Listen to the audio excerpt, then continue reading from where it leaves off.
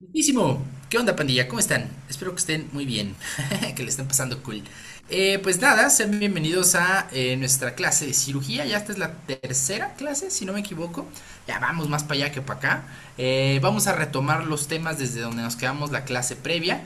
Sin embargo, lo primero que quisiera retomar antes de continuar con la clase es recordar los puntos básicos de la higiene de manos y del lavado clínico de manos. Entonces, espero que puedan responderlo, si no, no pasa nada, pero quiero que me recuerden cuánto dura la higiene de manos y cuánto dura el lavado clínico de manos. ¿Algunos se 30 acuerdan? segundos. Ok, ¿cuál? ¿Cuál de los dos? ¿La higiene o el lavado?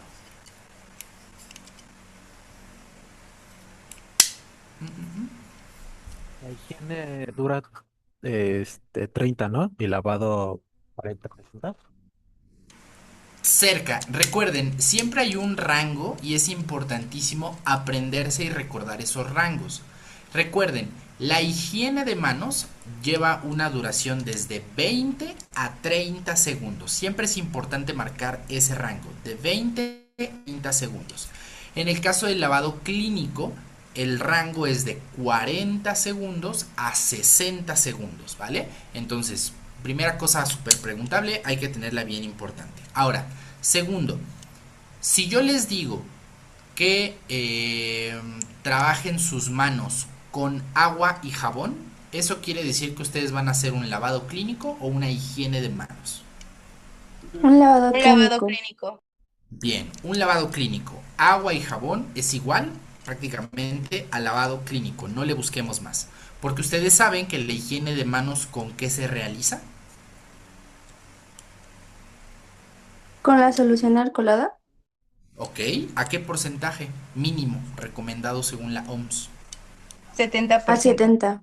Bien, al 70%. Perfecto. Tercera cosa súper importante y preguntable es cuál es la indicación para hacerme un lavado clínico y cuál es la indicación para hacerme una higiene de manos. ¿Cuándo voy a hacer cada cosa? ¿Alguien se acuerda?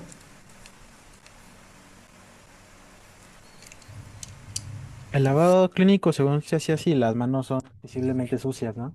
Correcto, muy bien. ¿Y entonces la higiene de manos?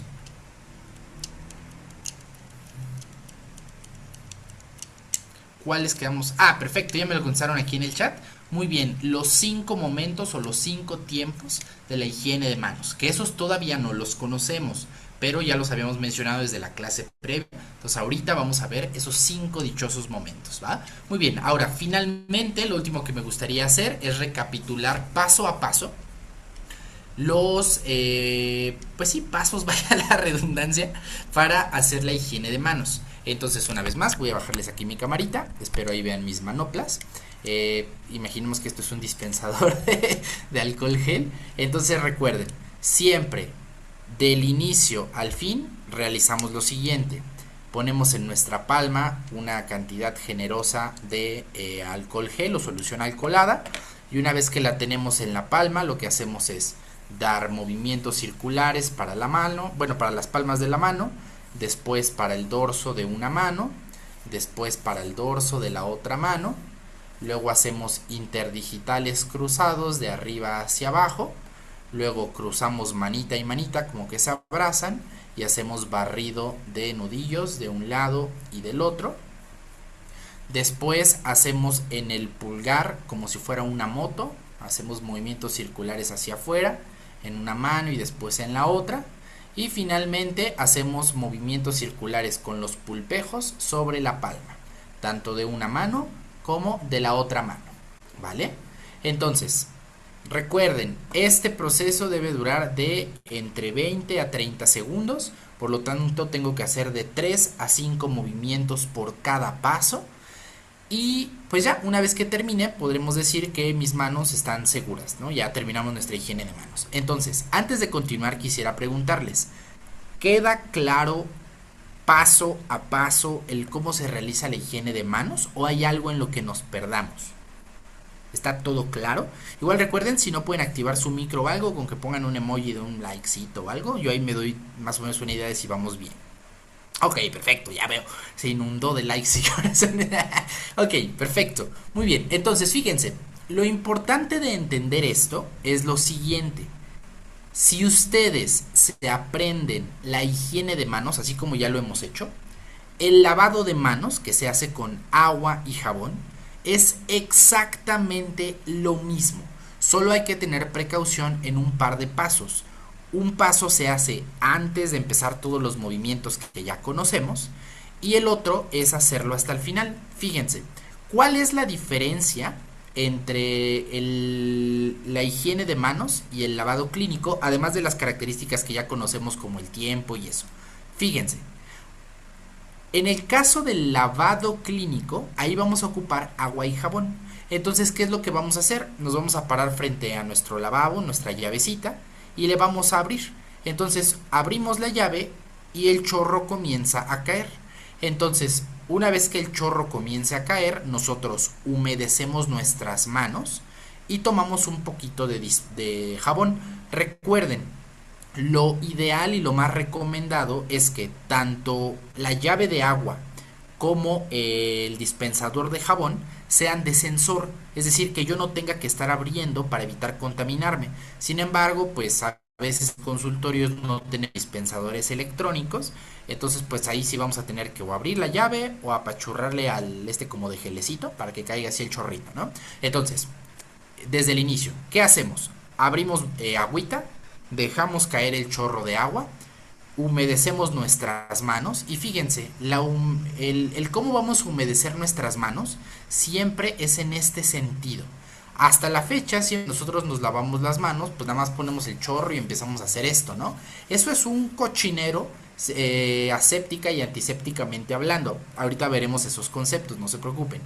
Pero lo indicado, y esto es un punto de buena práctica, si quieren que no los funen en su examen departamental, siempre que se vayan a enjuagar las manos con agua, deben de hacerlo en un movimiento horizontal, de afuera hacia adentro. Entonces imaginen que el chorro de agua está cayendo aquí en donde está mi pluma. Entonces ahí va cayendo así.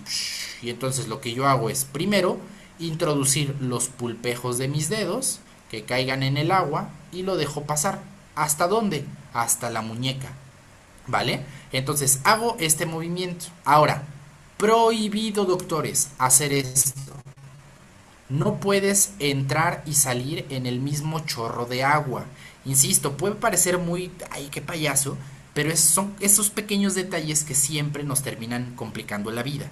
Entonces, siempre que caiga el chorro de agua, en un solo movimiento de afuera hacia adentro y en sentido horizontal, enjuagamos la mano.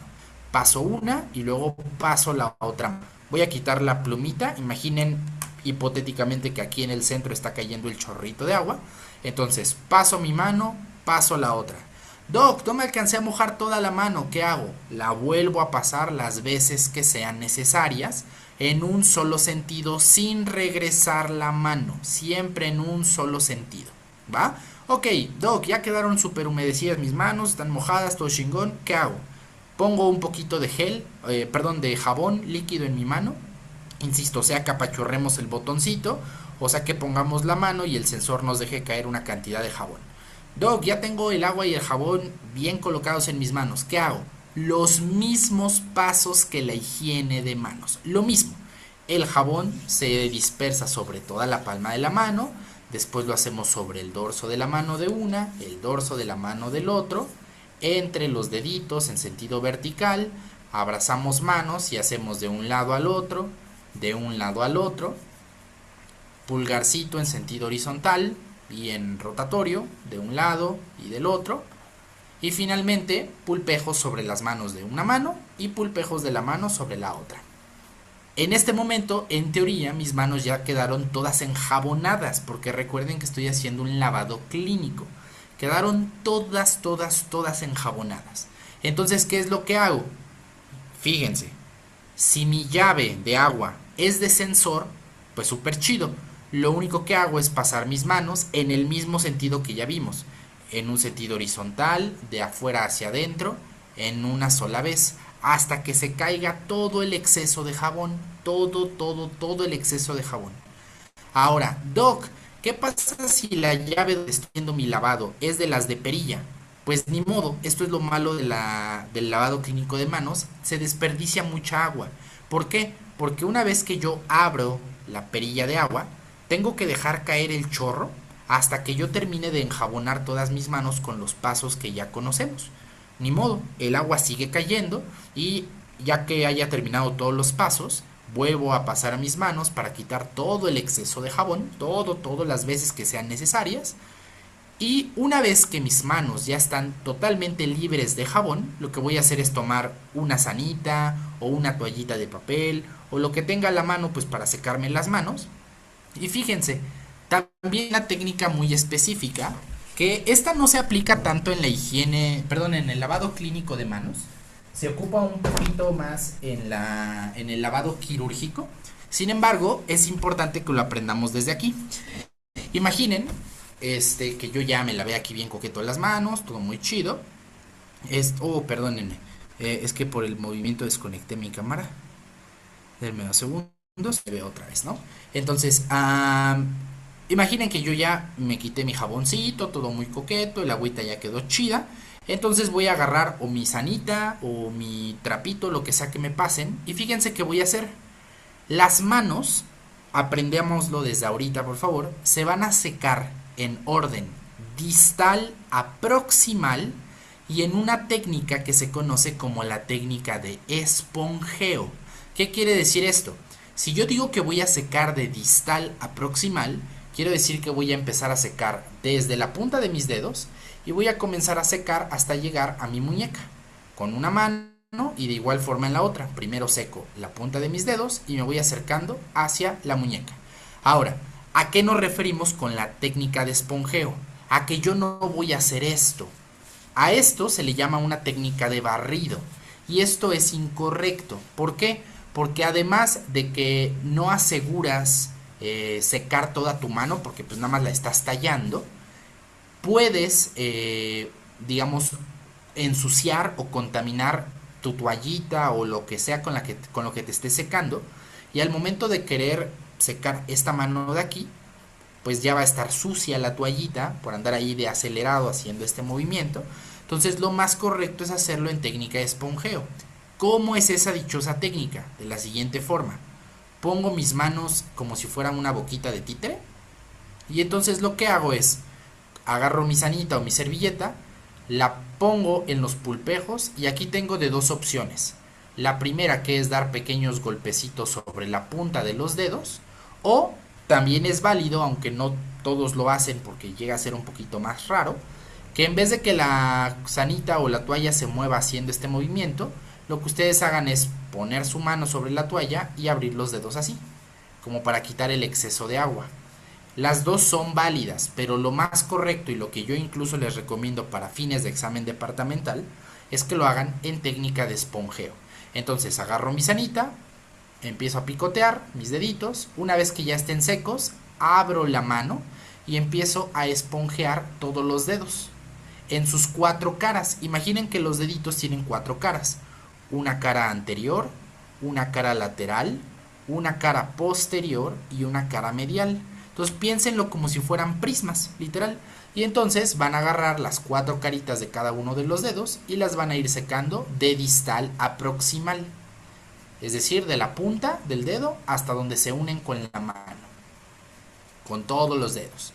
Doc, ya terminé. Pues ahora seco los pliegues interdigitales, que serían este de aquí, este de aquí, este de aquí y este de acá.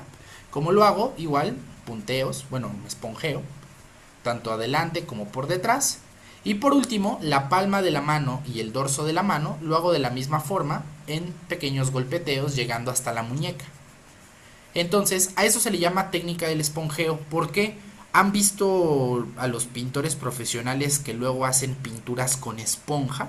Por ejemplo, hace años, si no lo conocen, véanlo, les aseguro que es una chulada de programa. A mí me tocó verlo todavía en el canal 11. Había un pintor muy importante y famoso, que se llamaba Bob Ross.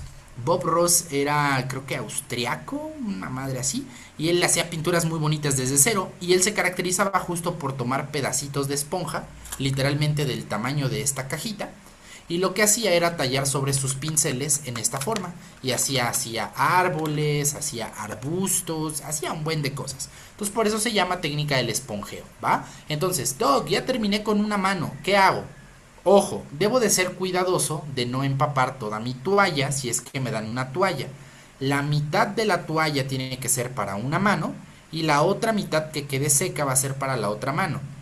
En caso de que sean sanitas de papel como las que agarramos en el baño, de esas que nada más se tiran, pues puedo volver a agarrar las sanitas que yo quiera, ¿no? El chiste es que, bueno, agarro y si en este caso que es una toalla, lo único que hago es, con mi mano ya seca, tomar la parte seca de la toalla, voltearla y ahora con la otra mano hacer exactamente lo mismo. Deditos de títere, puntitas, caras de los dedos, cada una de las caras, los pliegues, tanto delanteros como traseros, la palma de la mano, la parte posterior o el dorso de la mano y se acabó. Ahora, ojo, ojo, se viene a algo importantísimo, porque a todos nos ha pasado, a mí también me pasó al inicio y eso me ganó un par de regaños. En caso de que la llave que ustedes utilizaron para lavarse es de perilla, antes de que ustedes desechen su toallita o desechen las sanitas con las que se secaron, con esas van a agarrar la llave y la van a cerrar, ¿vale? Importante recordar eso, porque a todos nos va a pasar seguramente, al menos una vez en la vida, que ustedes ya terminaron de secarse y de repente tiraron ya su toalla y la llave se quedó abierta.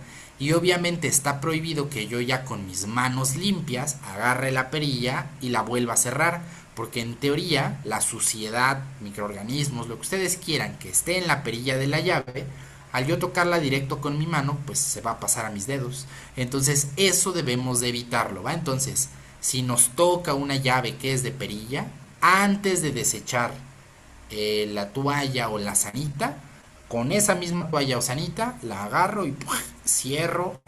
Si es de sensor y la chingamos, no nos hacemos bolas ni nos preocupamos por cerrar la llave, ¿vale? Muy bien, entonces si se dan cuenta, tanto higiene como lavado de manos es lo mismo, solamente hay que hacer esas precisiones con el tiempo, con qué utilizamos, cuáles son las indicaciones y finalmente pues que en el caso del lavado clínico al ocupar agua y jabón hay que tener ciertas consideraciones como en qué momento abrir el agua, cómo es el movimiento para enjuagarnos las manos, etcétera, etcétera, etcétera. Entonces, ¿dudas con algo de esto que acabamos de explicar? ¿Todo fine? ¿Todo correcto? ¿Seguros? Perverso. Muy bien, entonces, si está todo claro... ¿qué onda, banda? ¿Cómo están? Otra vez yo. Entonces, dice Doc, ¿el tiempo de lavado clínico también se incluye cuando nos secamos? Es correcto, es correcto. Justo para allá vamos, fíjense. Justo como el lavado clínico involucra un par de pasos extras, como lo es abrir la llave, ponerte jabón, secarte, cerrar la llave, etcétera. Por eso recuerden, el lavado clínico dura de 40 a 60 segundos. Entonces, todo ese tiempo, casi el minuto, lo tengo que ocupar desde que yo abro la llave y me pongo jabón hasta que yo cierro la llave y ya estoy totalmente seco. Entonces, justo se acuerdan que la clase previa les había mandado una imagen de cómo se hacía la higiene de manos paso a paso. Pues, ¿qué creen? Existe la misma imagen pero para el lavado clínico. Entonces fíjense, aquí se las voy a compartir solo para que vean esas puntualizaciones. Según yo ahí ya se ve. Entonces fíjense, lo primerito es, ¿cuál es la principal indicación para el lavado clínico de manos con agua y jabón? Lávese las manos solo cuando estén visiblemente sucias. Esa es la principal indicación. Ahora dice, si no están visiblemente sucias, no es necesario hacerse un lavado, utilice solución alcohólica. Eso quiere decir que vamos a hacer una higiene de manos, no un lavado de manos, ¿va? Ahora, duración, ya dijimos 40 a 60 segundos. Y fíjense, es lo mismo. Por ejemplo, aquí nos está poniendo en diagrama que está utilizando un lavabo de perilla. Fíjense cómo aquí la manita Está abriendo la perilla. Entonces, ni modo. Si es de perilla, se queda abierta hasta el final. No importa que se desperdicie agua. La finalidad es que nosotros no volvamos a contaminar nuestras manos. Entonces se queda abierta el agua y ni modo. Entonces mojamos las manos en un sentido horizontal, como ya lo dijimos. Ponemos un poquito de jabón líquido en la palma de las manos y a partir de aquí es lo mismo. Movimientos circulares en palmas, movimientos barridos en los dorsos, movimientos interdigitales verticales, movimientos horizontales con las manos abrazaditas, el pulgarcito como si fuera en sentido rotatorio y hacia afuera, los pulpejos de las manos sobre la mano. Y una vez que ya quedó enjabonada toda mi mano, enjuagamos. Fíjense aquí como la llave siempre se quedó abierta. Y fíjense, aquí hay un pequeño error del diagrama, ya que el diagrama, si se dan cuenta, se está agarrando las manos. Y como ya acabamos de decir, eso es parcialmente incorrecto. Como les decía, estas particularidades de que la mano vaya de afuera hacia adentro en un solo movimiento, se practican más, son más estrictas en el lavado quirúrgico. Pero para fines de que ustedes se acostumbren a hacer este movimiento, no está de más que lo empiecen a practicar desde aquí. Tiene buena garantía, no les van a decir nada y al contrario, ustedes ya se preparan para lo que se viene a futuro. Entonces, movimientos mejor hacia los lados, chido. Ahora, la llave se sigue quedando abierta. Yo tomo mi toallita, mi sanita, lo que sea necesario. Técnica de esponjeo, de pulpejos hacia muñeca, de una mano y de la otra. Y con la última toallita, antes de tirarla, hay que cerrar el grifo de la llave. Cerramos, ahora sí la tiramos y nuestras manos están chidas, están seguras. Entonces, como es un proceso más largo, por eso dura de 40 a 60 segundos. Listo. Entonces, les voy a mandar este diagramita de flujo para que también lo vayan viendo, lo practiquen, recuerden.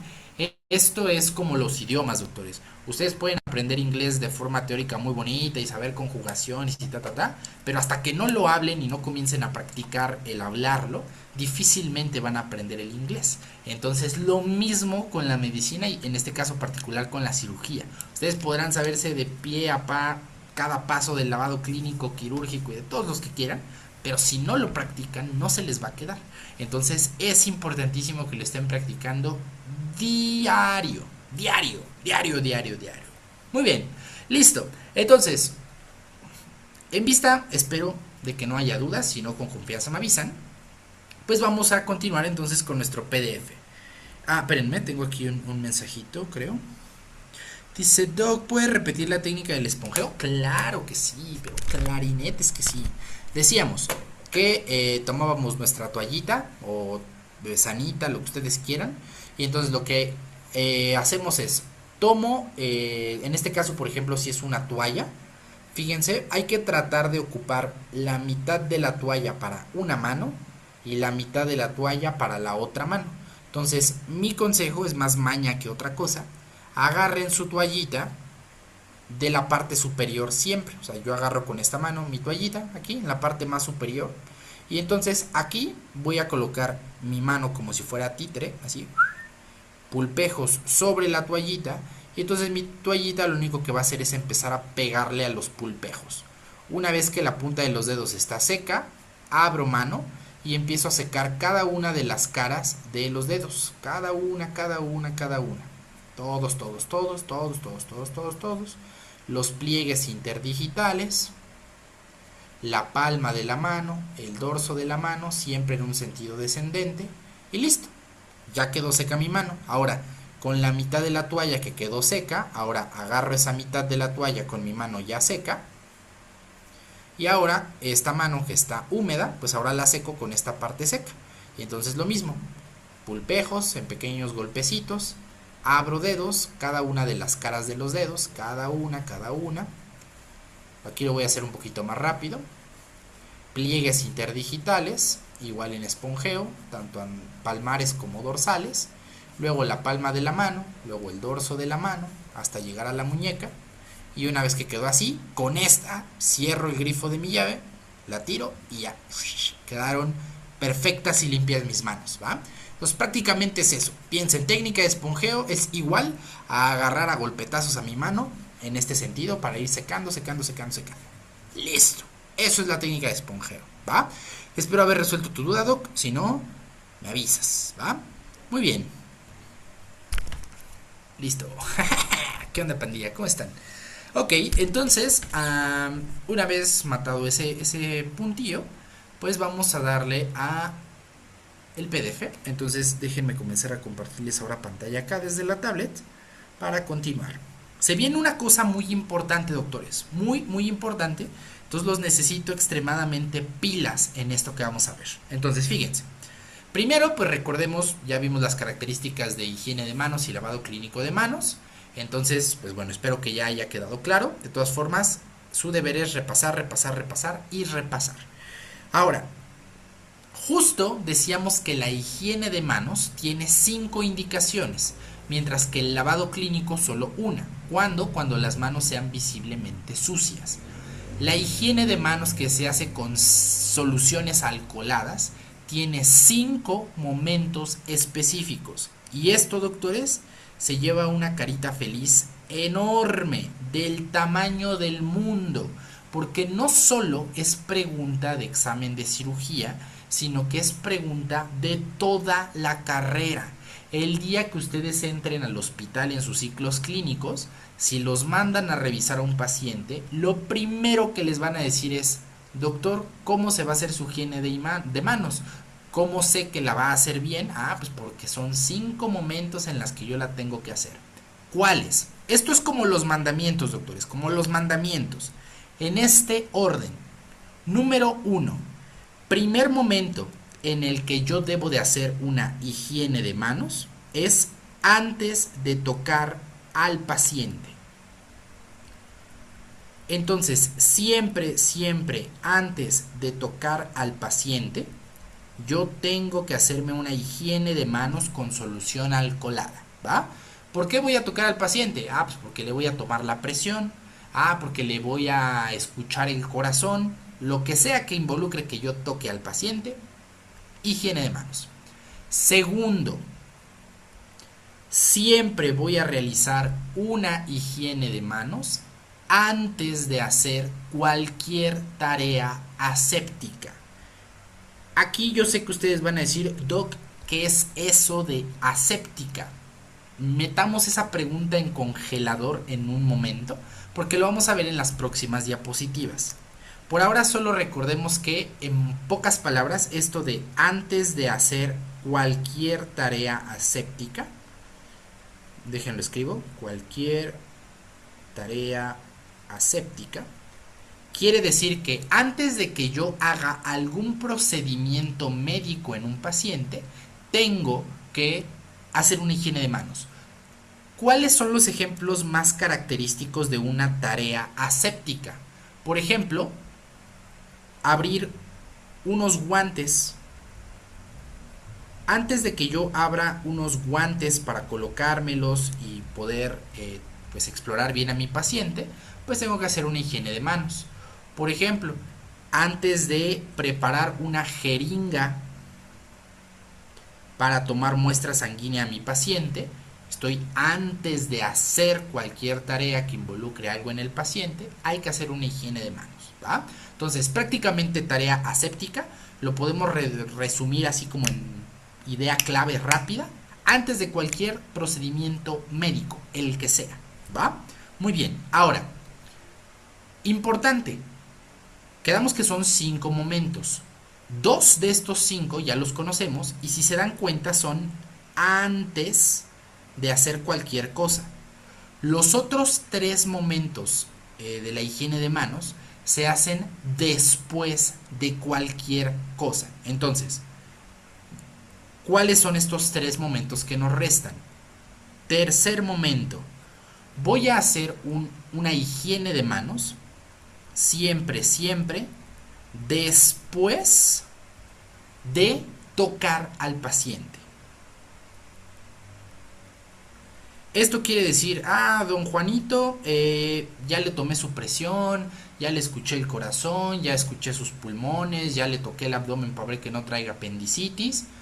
ya no lo voy a volver a tocar, me hago una higiene de manos con solución alcoholada. Entonces siempre después de tocarlo, higiene, se acabó. Cuarto momento, después de todo contacto con fluidos. Después de contacto con fluidos. ¿Qué fluidos? Pues los dos más importantes, que son la sangre o la orina. ¿Qué quiere decir esto? Por ejemplo, imagínense que yo tengo aquí a mi paciente hospitalizado. Yo sé que quizás en este momento no saben qué es una sonda urinaria, pero en pocas palabras, una sonda urinaria es una bolsita que está conectada al sistema urinario del paciente, sea hombre o mujer. Y este tubito de plástico está conectado siempre a una bolsa en donde la orina se va a ir almacenando aquí. ¿Para qué nos interesa esto? Pues para saber qué tanto está orinando el paciente, que el paciente esté teniendo adecuada función de los riñones, etcétera, etcétera, etcétera, etcétera. Existen ocasiones en las que yo debo de tomar una muestra de orina de aquí para ver si tiene bacterias, si está sana la orina, etcétera, etcétera. Y no necesariamente voy a tener que tocar a mi paciente. A lo mejor nada más llego con él y le digo, buenas tardes, don Chuchito, le voy a tomar una muestra de orina de su bolsita colectora. No es necesario que yo lo toque, nada más voy a tocar su bolsita de orina para sacar una muestra. Pues entonces, antes de tomar la muestra, tengo que hacer una higiene de manos, porque eso es una tarea aséptica, el tomar una muestra. Me hago mi higiene, saco una muestra de orina de la bolsita, y una vez que yo ya no voy a volver a tocar esta bolsa de orina, me vuelvo a hacer una higiene de manos. ¿Por qué? Porque ahora va a ser después del contacto con los fluidos. Vuelvo a insistir, estos fluidos pueden ser sangre, orina, cualquier cosa líquida que venga del paciente. Una vez que yo ya no vaya a tocar esos líquidos, me hago una higiene de manos. Se acabó. Ahora, quinto y último momento de la higiene de manos. También es un después, recuerden. Son 2 antes y 3 después. El último momento es después de estar en contacto. Estar en contacto con el entorno del paciente. ¿Qué quiere decir esto del entorno del paciente? Esto se aplica específicamente cuando nosotros estamos en hospitales, porque si ustedes han tenido la fortuna o desfortuna de pisar una vez en sus vidas un hospital, podrán haber visto que muchos de los pisos del hospital tienen una cama aquí, otra cama acá, otra cama acá, otra cama acá, y solamente están separados entre sí por cortinas.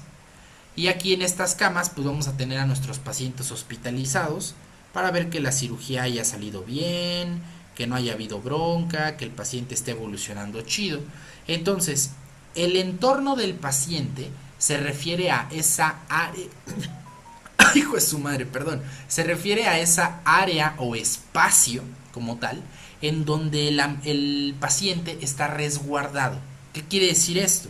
A que el entorno del paciente, por ejemplo, si yo les pusiera nombres, este es el paciente A, este el paciente B, el paciente C y el paciente D, cada uno tiene su entorno. Entonces esto quiere decir que una vez que yo termine de revisar a este paciente y que me vaya a salir de aquí, del cubículo A, para entrar con el paciente B, antes de que yo entre con el paciente B, me tengo que hacer una higiene de manos. ¿Por qué? Porque yo estoy saliendo de este entorno. Entonces, entro, reviso al paciente B, todo cool, me salgo, y una vez que me salgo, vuelvo a hacer otra higiene de manos, porque estoy saliendo del entorno del paciente. Entonces, en pocas palabras, este último paso se refiere a que siempre que yo vaya cambiando de paciente o de cama en un hospital, siempre que yo salga tengo que hacerme una higiene de manos, ¿va? Ahora bien, ¿qué pasa si estoy en un consultorio en donde yo no soy el que sale es el paciente? Pues sencillo, cuando termino de revisar al paciente y le digo, pacientito, in nomine Patri, Hijo, Espíritu Santo, váyase con Dios, y lo acompaño a la salida del consultorio, pues le abro la puertita, le dejo que se vaya y una vez que el paciente está afuera del consultorio, yo hago mi higiene de manos. ¿Por qué? Porque ese paciente, que sería el paciente A, ya no va a estar en contacto. Ahora va a entrar un paciente B que va a venir por otra enfermedad o por cualquier otro padecimiento. Entonces, importante recordar estos 5 momentos de la higiene de manos. Hay que sabérselo al derecho y al revés. Y fíjense, les voy a adelantar algo que vamos a ver en esta diapositiva de acá cuando hablemos de estos compañeros. Yo el más fifas, me puse en modo fifas, lo lamento mucho, pero van a ver que cuando lleguemos a esta diapositiva vamos a hablar de este compañero de acá, que es el doctor Ignaz Semmelweis. Fíjense, aquí que estamos viendo esto de los momentos de la higiene de manos, quiero que entendamos lo siguiente desde ahorita. Ustedes podrán decir, Doc, oh mames, está muy extremo eso de putas, antes del paciente, higiene de manos. Antes de una tarea, higiene de manos. Después de tocarlo, higiene de manos. Después de los fluidos, higiene de manos. Uno puede decir, uy, qué exagerado. Puede ser. Pero ¿qué creen? Esto tiene su justificación en un suceso histórico. Y esto se lo debemos gracias al doctor Ignaz Semmelweis. El doctor Ignaz Semmelweis era un médico de hace mucho tiempo, les mentiría si les digo una cifra de años, pero de hace mucho tiempo. Y fíjense que con él pasaba algo muy interesante. Yo les voy a contar la historia y espero que ustedes lleguen a la conclusión y me digan, pues, ¿qué diablo sucedió? El doctor Semmelweis era encargado de un hospital ginecológico en donde se resguardaban pues a las pacientes que iban a dar a luz o que tenían que ser intervenidas por alguna cosa, ¿no? En el mayor de los casos, estas pacientes, una vez que se aliviaban del embarazo, desarrollaban algo que se llamaba fiebre puerperal. ¿Qué es la fiebre puerperal? Es fiebre, o sea, alta temperatura, una vez que se resuelve el embarazo. O sea, una vez que el bebé ya está afuerita, ya el chamaco se salió, todo cool. Todo ese periodo que tarda la mujer desde que da a luz hasta que su cuerpo regresa a la normalidad, todo ese periodo de tiempo se llama puerperio. Entonces había mujeres que en ese periodo de puerperio desarrollaban fiebre, pero era una fiebre mortal, muy cabrona, al grado de que las mujeres terminaban falleciendo de fiebre. Entonces el doctor Semmelweis dijo, ah cabrón, está muy raro esto de que putas, 8 de cada 10 mujeres que llegan a aliviarse en la clínica, 8 de cada 10 desarrollan fiebre puerperal. Entonces él, muy cauteloso, empezó a hacer el primer paso del método científico o el método clínico, que es la observación, el análisis. Entonces se fue al piso en donde se resguardaban las personas, las mujeres embarazadas, y empezó a ver pues qué diablos estaba pasando. ¿Y qué creen ustedes, con base en esto, que el doctor Semmelweis detectó? ¿Por qué creen que a las mujeres les daba fiebre puerperal?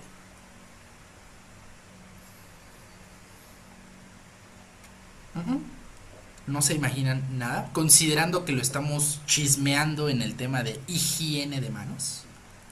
Porque no se lavaban las manos cada vez que visitaban a otra paciente. Correcto.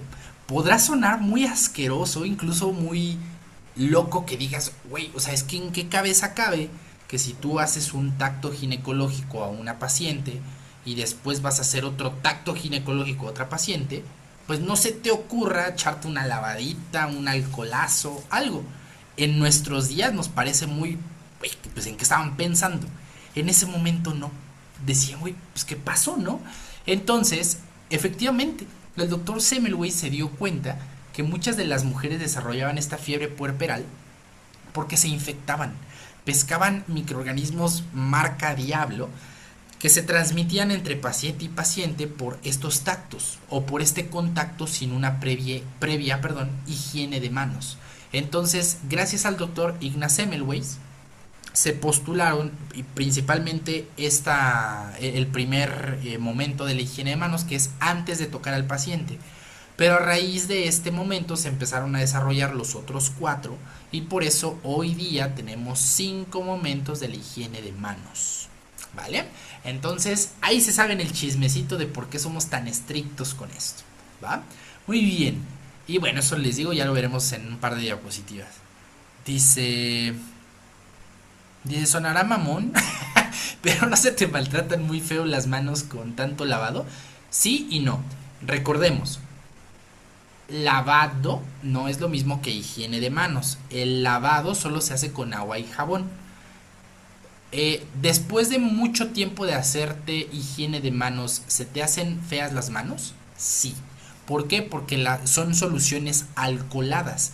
El alcohol, lo veremos en su momento, tiene la propiedad de desnaturalizar las proteínas y eso involucra las proteínas también de las manos. Por eso las manos se empiezan a hacer más resecas, se empiezan a cuartear, a algunas personas se les empiezan a poner rojas. Entonces sí, ahora eso depende mucho también del tipo de alcohol que tú utilices. No es lo mismo utilizar una concentración al 70 a utilizar una concentración al 80 y tantos %. Por eso se recomienda que la mayor parte de las soluciones sean al 70% porque tienen menos daño sobre tu piel. Ahora recordemos, antes de cederte la palabra, Doc, la única indicación establecida que ustedes deben de recordar para hacerse un lavado de manos es siempre que sus manos sean visiblemente sucias. Pero hay un guiño extra que la OMS no menciona, pero por recomendación en los hospitales se hace. ¿Y cuál es?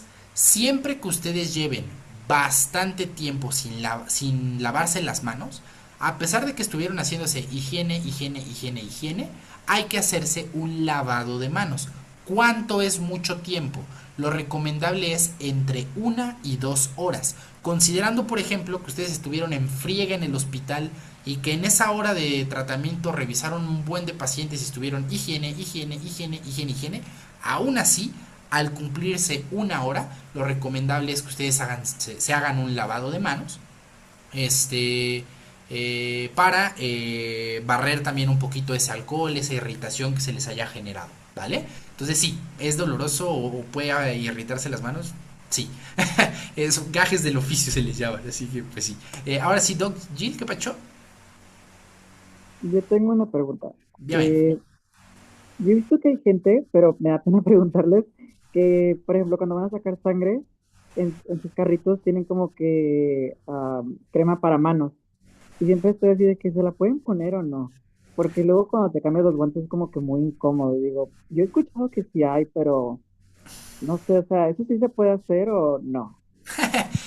O sea, no es que la OMS o algún organismo sí te recomiende de, pues tráete ahí tu cremita humectante por cualquier cosa.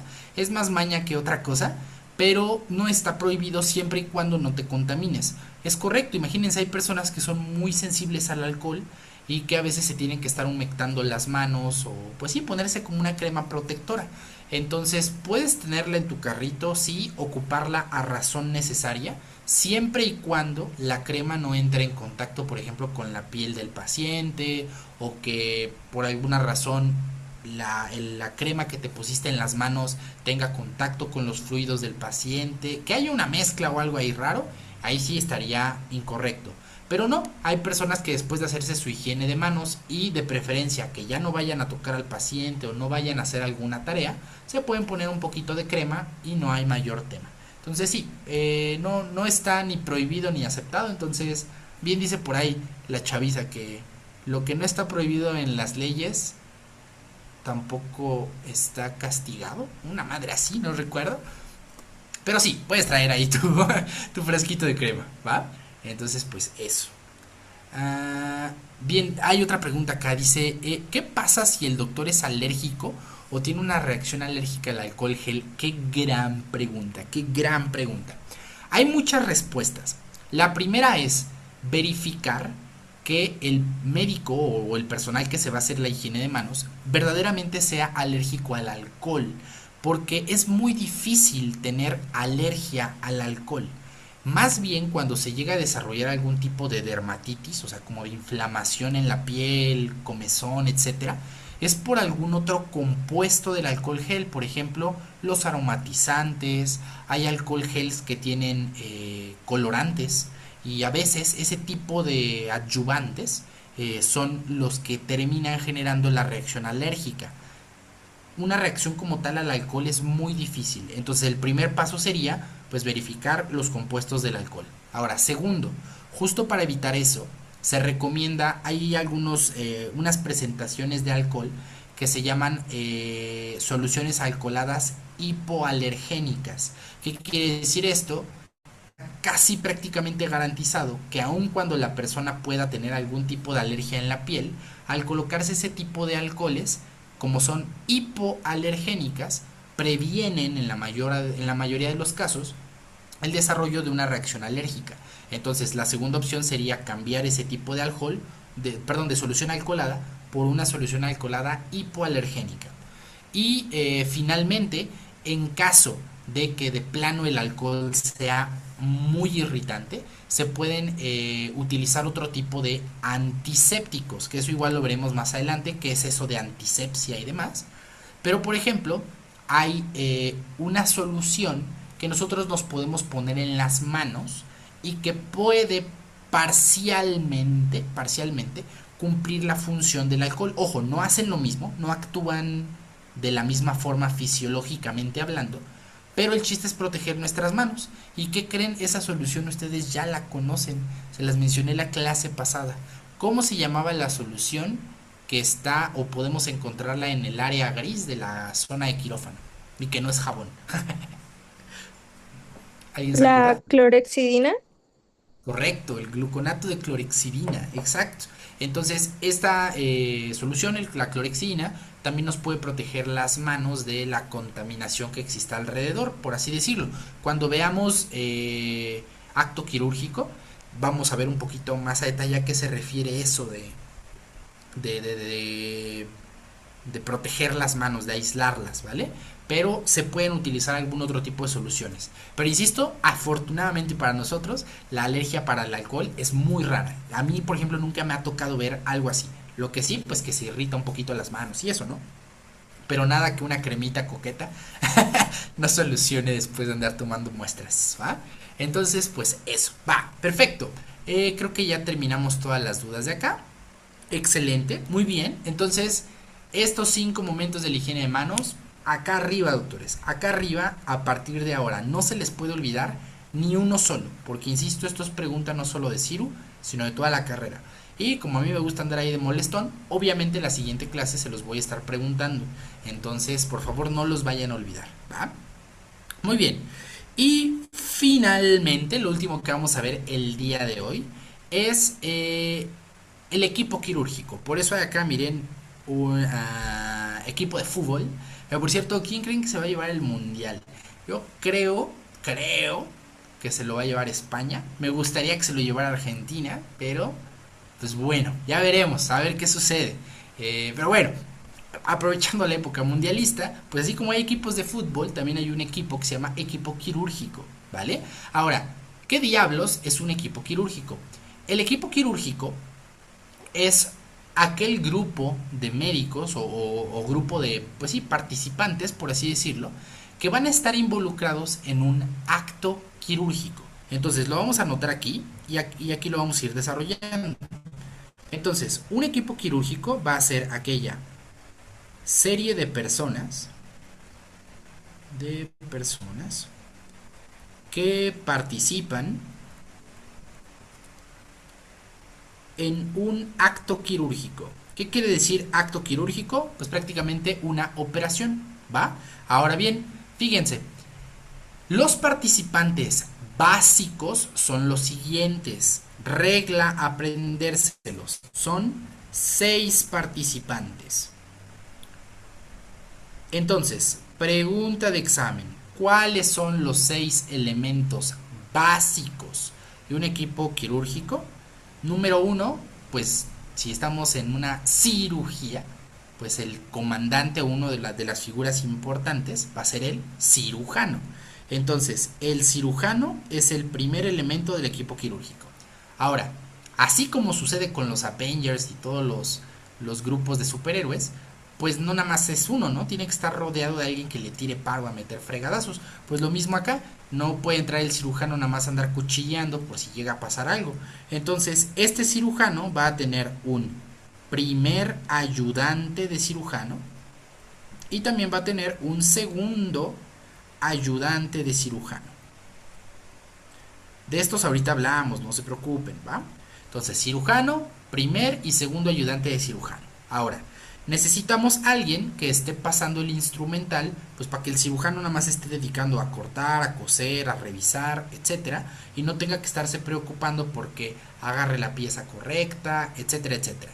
Entonces, la persona encargada de administrar todo el material que se va a ocupar en una cirugía se llama instrumentista. Instrumentista, ¿va? Ahora bien, nos falta dos elementos. Uno de ellos ustedes ya lo conocen desde la clase previa. Si en el examen o en cualquier lugar les llegan a preguntar cuál es el elemento del equipo quirúrgico que siempre tiene que ir a la cabeza del paciente, ¿quién es y por qué tiene que ir a la cabeza del paciente? El anestesiólogo, por si tiene que hacer una traqueotomía, creo era. Bueno, intubarlo. Perfecto, prácticamente para manejo de la vía aérea. Entonces es correcto. Aquí también vamos a tener a nuestros compas los anestesiólogos. Y siempre van a la cabeza del paciente por si necesitan hacer manejo de la vía aérea. Finalmente nos falta un último elemento. Este último elemento se llama circulante. Así, tal cual, circulante. ¿Por qué se llama circulante? Porque cuando entra al quirófano, su tarea es dar vueltas en círculo. Nah, no es cierto. Qué pedorro chiste. No, se llama circulante porque, bueno, de hecho sí va por ahí la respuesta. Se llama circulante porque él lo que va a estar haciendo es dar vueltas alrededor de donde están operando al paciente, pero no porque sea como una especie de maratonista, una madre así que diga, putz, me voy a echar unas 10 vueltas en lo que inicia la cirugía. No, sino porque todo lo que suceda alrededor de la cirugía, él tiene que resolverlo. Que chingale, me metí a la cirugía y necesitamos otra pinza. Pues mandamos al circulante a la selle para que traiga la pinza que falta. O chingale, estaba operando y se me cayó un bisturí. ¿Quién va a recoger ese bisturí? El circulante, porque el cirujano está aquí metido. Entonces, fíjense, hay una regla que yo siempre les digo y que afortunadamente siempre les ayuda para recordarlo. El circulante va a ser ese elemento del equipo quirúrgico que hace todas las tareas potencialmente contaminantes. Ahorita vamos a hablar de qué es eso de potencialmente contaminantes, ¿va? Entonces, de momento ya conocemos a los 6 participantes del equipo quirúrgico. Ahora hay que ver, pues, cómo diablos se van a organizar y cuál es la tarea de cada uno. Entonces, imaginen lo siguiente. ¿Se acuerdan que cuando veíamos... Ay, perdónenme, con negro. ¿Se acuerdan que cuando veíamos la parte de la unidad quirúrgica, de las partes del quirófano, veíamos que teníamos una zona blanca? Y que esta zona blanca es propiamente lo que ya conocemos como el quirófano, y que en esta zona blanca, en el centro siempre de los siempres, vamos a tener una mesita, que sería la mesa de cirugía, en donde pues vamos a colocar a nuestro paciente bien coqueto, para operarlo de lo que sea necesario operarse, ¿no? Entonces, ahí está nuestro paciente medio amorfo. ¿Va? Muy bien, ahora, entonces, vamos a ver cómo se tienen que ubicar los elementos del equipo quirúrgico respecto a la mesa. Fíjense, la mesa quirúrgica siempre queda en el centro, siempre. Entonces, hagan de cuenta que es como el balón de fútbol. Todos los elementos del equipo tienen que estar alrededor del fútbol, pateándolo y demás. Claro, aquí no vamos a patear al paciente, pero sí vamos a estar alrededor de él, verificando que todo esté chido. Entonces, ¿quién es el primer elemento que ya conocemos? El anestesiólogo. Sabemos que el anestesiólogo siempre tiene que ir a la cabeza del paciente. Aquí voy a poner anestesio. Porque tiene tareas bien definidas. Dice, no pateamos al paciente, pero sí lo picamos. ¿Sí? Es correcto. Eso sí te lo compro. Entonces, fíjense. Características que yo debo de recordar del anestesiólogo. Número 1, ya dijimos, siempre está en la cabeza del paciente. ¿Por qué diablos va a estar en la cabeza del paciente? Porque ya dijimos, su principal deber para esta ubicación es tener accesibilidad a la vía aérea. Que si el paciente empezó a dejar de respirar, lo intubamos. Que si el paciente está perdiendo oxígeno, le metemos oxígeno con una mascarilla, etcétera, etcétera, etcétera, etcétera. Todo lo que involucre vía aérea es chamba del anestesio. Segunda cosa, pues aprovechando que está vigilando la respiración, va a tener que monitorear los signos vitales. Entonces, ¿se acuerdan que el anestesiólogo tenía acceso a una maquinita que voy a colocar aquí? Y que esta máquina se llamaba máquina de anestesio. Y habíamos dicho, podemos colocar unos cables que lleguen a la máquina de anestesio y que estén pegados al paciente. Se pegan en el pecho del paciente para monitorear todos los signos vitales. Entonces recuérdenme cuáles son los signos vitales. Eso ya lo conocen ustedes de sus clases de IBC. Entonces recuérdenme cuáles son los signos vitales. Les ayudo yo con uno. Frecuencia respiratoria. ¿Qué otra? Frecuencia cardíaca, Bien. temperatura, Bien. ¿Y una última? saturación de oxígeno Ok, va. Lo podemos incluir, va. Y y la tensión arterial. correcto. Bien, recuerden, son 4 signos vitales básicos. Frecuencia cardíaca, frecuencia respiratoria, tensión arterial y temperatura. ¿Podemos incluir la saturación de oxígeno? Sí, pero si no, con los primeros 4 son los mínimos indispensables a tener. ¿Va? Muy bien, entonces el anestesiólogo va a estar ahí pilas de que el paciente pues tenga vida, por eso se llaman signos vitales. ¿Va? Ahora bien, último elemento, pues si se llama anestesiólogo, es porque él va a estar involucrado de todos los medicamentos que se le van a administrar a nuestro paciente. Él va a ser el involucrado de analgésicos, si va a pasar medicamentos para el dolor, por eso son analgésicos. Va a poder pasar relajantes musculares, para relajar los músculos. Va a poder pasar hipnóticos o sedantes, que lo que va a hacer es dormir al paciente, disminuirle su estado de alerta.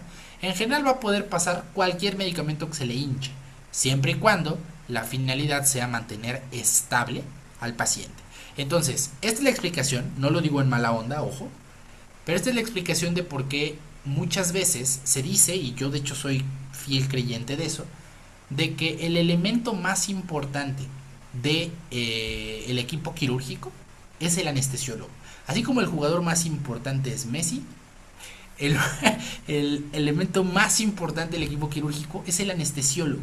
Sin el anestesiólogo no hay cirugía, porque no hay quien duerma al paciente, no hay quien esté monitoreando los signos vitales, no hay nada, ¿vale? Entonces también por eso luego los anestesios traen ahí medio el ego arriba, pero pues bueno, pues ni pedo, pues su razón tienen. Entonces, esas son las tareas básicas del anestesiólogo. Ahora, siguiente pregunta. ¿Quién es el siguiente elemento importante? Dice, perdónenme, me hicieron una pregunta muy interesante. Dice, Doc, ¿es cierto que casi no importa la sistólica ni la diastólica, sino la media? Sí y no. En cristiano, ¿qué quiere preguntar la doctora? Ustedes recordarán, seguro ya lo vieron en sus clases de IBC, que existen dos números para la tensión arterial. La tensión sistólica y la tensión diastólica. La sistólica, en pocas palabras y rápido, es la fuerza que ejerce el corazón cuando se contrae, cuando se apachurra. Porque sístole es eso, apachurrar el corazón, contraerlo. La diastólica es lo contrario. Es la fuerza que ejerce el corazón en el momento de relajarse para llenarse de sangre. Porque diástole significa relajación del corazón. Los dos son muy importantes. ¿Por qué? Porque nos puede hablar directamente de si el corazón está haciendo fuerza excesiva para expulsar la sangre, y entonces estaríamos hablando que nuestro paciente tiene hipertensión, o si el paciente está haciendo una fuerza muy pinchurrenta, muy débil y está relajado en exceso, y eso sería una hipotensión. Entonces, sistólica y diastólica son súper importantes, pero ojo, hay un tercer tipo de presión que se llama presión arterial media. Para los compas, PAM, así, P-A-M. ¿Qué es la PAM? Podríamos estar aquí una hora hablando de la PAM, pero digamos, como para punto importante que ustedes recuerden, la PAM es un promedio de la fuerza entre ambas presiones, entre la sistólica y la diastólica. Ahora, ¿por qué muchas personas consideran importante a la presión arterial media, incluso sobre la sistólica y la diastólica? Porque la presión arterial media es un indicativo directo de perfusión cerebral. ¿Qué quiere decir esto?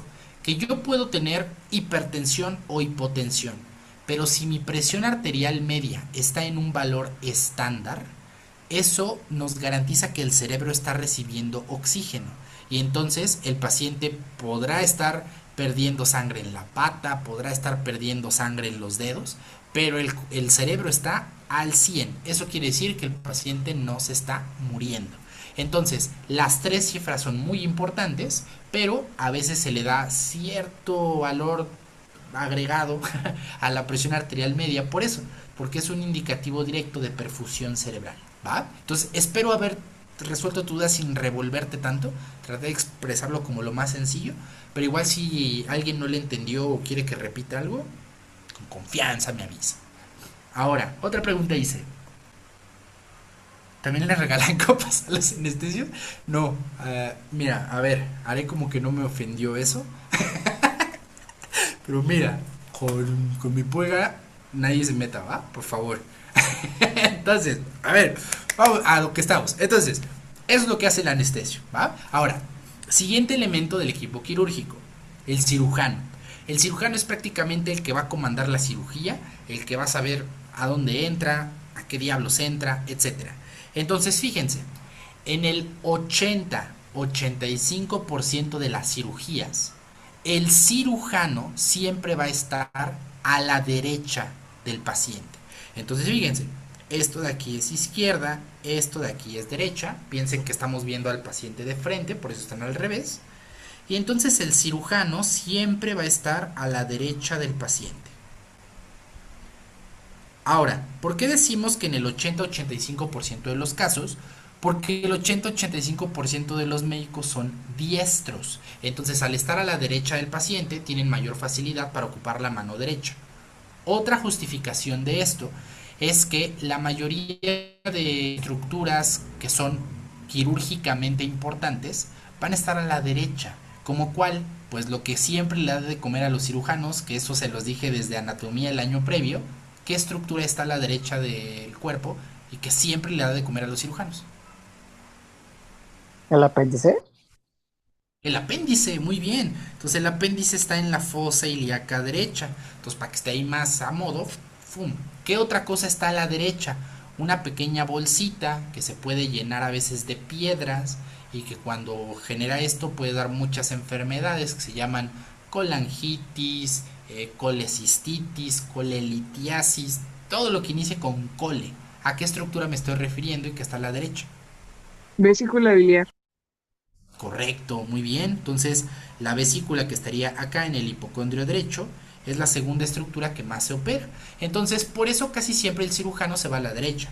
¿Se puede ir a la izquierda? Sí, en estructuras o cirugías que estén del lado izquierdo, como cuál, las esplenectomías. ¿Qué es eso? Retirar el vaso. El vaso siempre está a la izquierda, aquí está a la izquierda. Hay veces en las que hay que cortar un pedazo del colon sigmoides por muchas causas, y como el colon sigmoides está a la izquierda del abdomen, pues también en ese caso el cirujano se va a la izquierda, etcétera. Depende del tipo de cirugía, pero a lo que quiero llegar es que en la mayor parte de las cirugías el cirujano está a la derecha del paciente. Entonces, características a recordar, pues eso, a la derecha del paciente. Número 2, como ya dijimos, este es el máster de másters de todos. Entonces, una característica importante es que él conoce el 100% de la técnica quirúrgica. Y es hasta lógico, ¿no? Imagínense, pues no vamos a entrar a una cirugía en donde el cirujano no sepa cómo va a operar. Él sí o sí tiene que saber cómo se opera lo que va a entrar a operarse. Y segundo, muy importante, debe de conocer los riesgos de la cirugía y su tratamiento. ¿Qué quiere decir esto? Que el cirujano es capaz de saber, pues voy a entrar a operar un apéndice. Yo sé que al entrar al apéndice tengo riesgo de que se perfore, que se rompa. Entonces conoce el riesgo y además está capacitado para resolverlo. Es decir, si se le rompe el apéndice, en chinga lo tiene que resolver. Por eso decimos que es el máster de la cirugía, ¿va? Si a ustedes les interesa una especialidad quirúrgica futuro, pues en su momento llegarán a ser ese máster de la operación, ¿va? Listo. Esas son las características básicas del cirujano. Nos vamos un poquito más rápido con los últimos, que ya son muy sencillos. Siempre a la derecha del cirujano, y en los pies del paciente igual del lado derecho, vamos a tener a el segundo ayudante de cirujano, y enfrente del cirujano vamos a tener al primer ayudante. Entonces, este de aquí es el primer ayudante y este de acá es el segundo ayudante. Ahora, Doc, ¿por qué el primer ayudante está enfrente del cirujano y el segundo está a la derecha? Sencillo, porque el primer ayudante de cirujano tiene que hacer una tarea muy importante y fundamental. Se llama la técnica en espejo. ¿Qué es esto de la técnica en espejo? Que prácticamente todo lo que haga el cirujano, él lo va a hacer, pero en sentido contrario. ¿Qué quiere decir esto? Si el cirujano cortó aquí en el abdomen y jaló hacia la derecha la piel del paciente, esto quiere decir que el primer ayudante va a jalar la piel a la izquierda, hace lo contrario. Si el cirujano va a cortar una estructura, el primer ayudante ya debe de tener listo una toalla, una gasa para secar el sangrado. Es decir, siempre lo que haga el cirujano, el primer ayudante ya tiene que estar precavido, prevenido de lo que se tiene que hacer. Por eso se llama técnica en espejo, es como un ir y venir. Tú das, yo doy, tú das, yo doy, ¿vale? Ahora, bajo esa lógica, el primer ayudante de cirujano también tiene que conocer el 100% de la técnica quirúrgica, porque imagínense que se entra a operar una vesícula biliar, el cirujano está operando aquí la vesícula y este compañero no sabe pues qué es lo que sigue, pues esto puede potenciar un riesgo. El paciente puede caer en alguna complicación, la cirugía se puede retrasar, pueden pasar miles de cosas. Por eso el primer ayudante tiene que conocer el 100% de la técnica quirúrgica, ¿va? Ahora bien, en el caso del segundo ayudante, ¿por qué el segundo ayudante va a la derecha? Porque, ojo, este sobre todo va a hacer una tarea de sostén o apoyo. ¿Qué quiere decir esto? Que va a ayudar a hacer todo lo que estos primeros dos elementos no puedan realizar. ¿Cómo qué? Imagínense que están operando aquí los dos y están bien concentrados, le están dando con todo y de repente, chíngale, le dan a una arteria.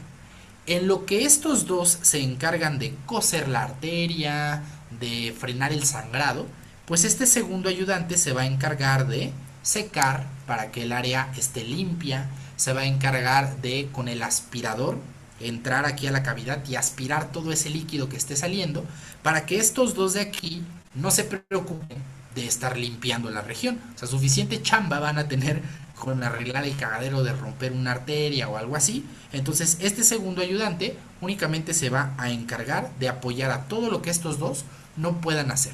Entonces, ¿cuáles son esas tareas de apoyo? Pues ya dijimos, limpieza de la región, aspiración, si tienen que estar aspirando líquido.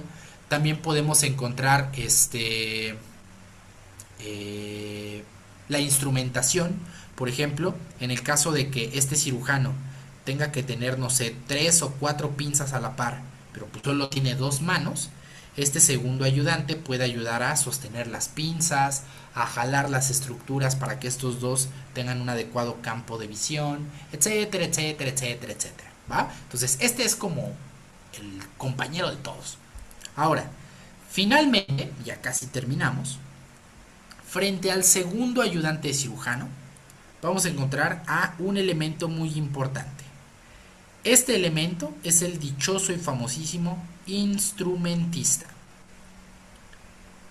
Este instrumentista, como su nombre lo dice, pues su principal labor va a ser cargar con el instrumental. Pero ojo, ¿a qué nos referimos con cargar con el instrumental? Este instrumentista va a ser, número 1, el importante para recaudarlo. Y aquí va una pregunta para ustedes. Si a ustedes les toca ser instrumentistas en una cirugía, ¿a qué parte del quirófano van a ir a pedir todo el material que necesiten? Bisturís, hojas, separadores, portaagujas, todo ese instrumental, ¿dónde lo van a ir a pedir? En la ¿El qué? selle. Correcto, en la selle, ¿vale? Entonces el instrumentista es el responsable de ir a la selle para recoger todo el instrumental que vamos a ocupar para la cirugía.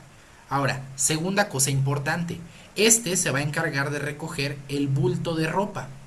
¿Se acuerdan que la clase pasada habíamos mencionado que nuestro paciente no queda desnudo sobre la cama, sino que hay que ponerle unos pedazos de tela, por ejemplo, sobre la cara, sobre los pies, sobre los brazos, para que únicamente quede libre esta parte de aquí que sería el abdomen y que podamos trabajar solo sobre esta área? Pues todas estas telas se llaman campos quirúrgicos y vienen en el bulto de ropa, que también se pide en la selle. ¿Quién es responsable de traer esto? El instrumentista, ¿va? ¿Qué otra cosa se encarga el instrumentista? De traer todas las batas y guantes quirúrgicos. ¿Para qué? Para que mientras el resto... ¡Ay, perdónenme! Me cuatrapeó la pantalla.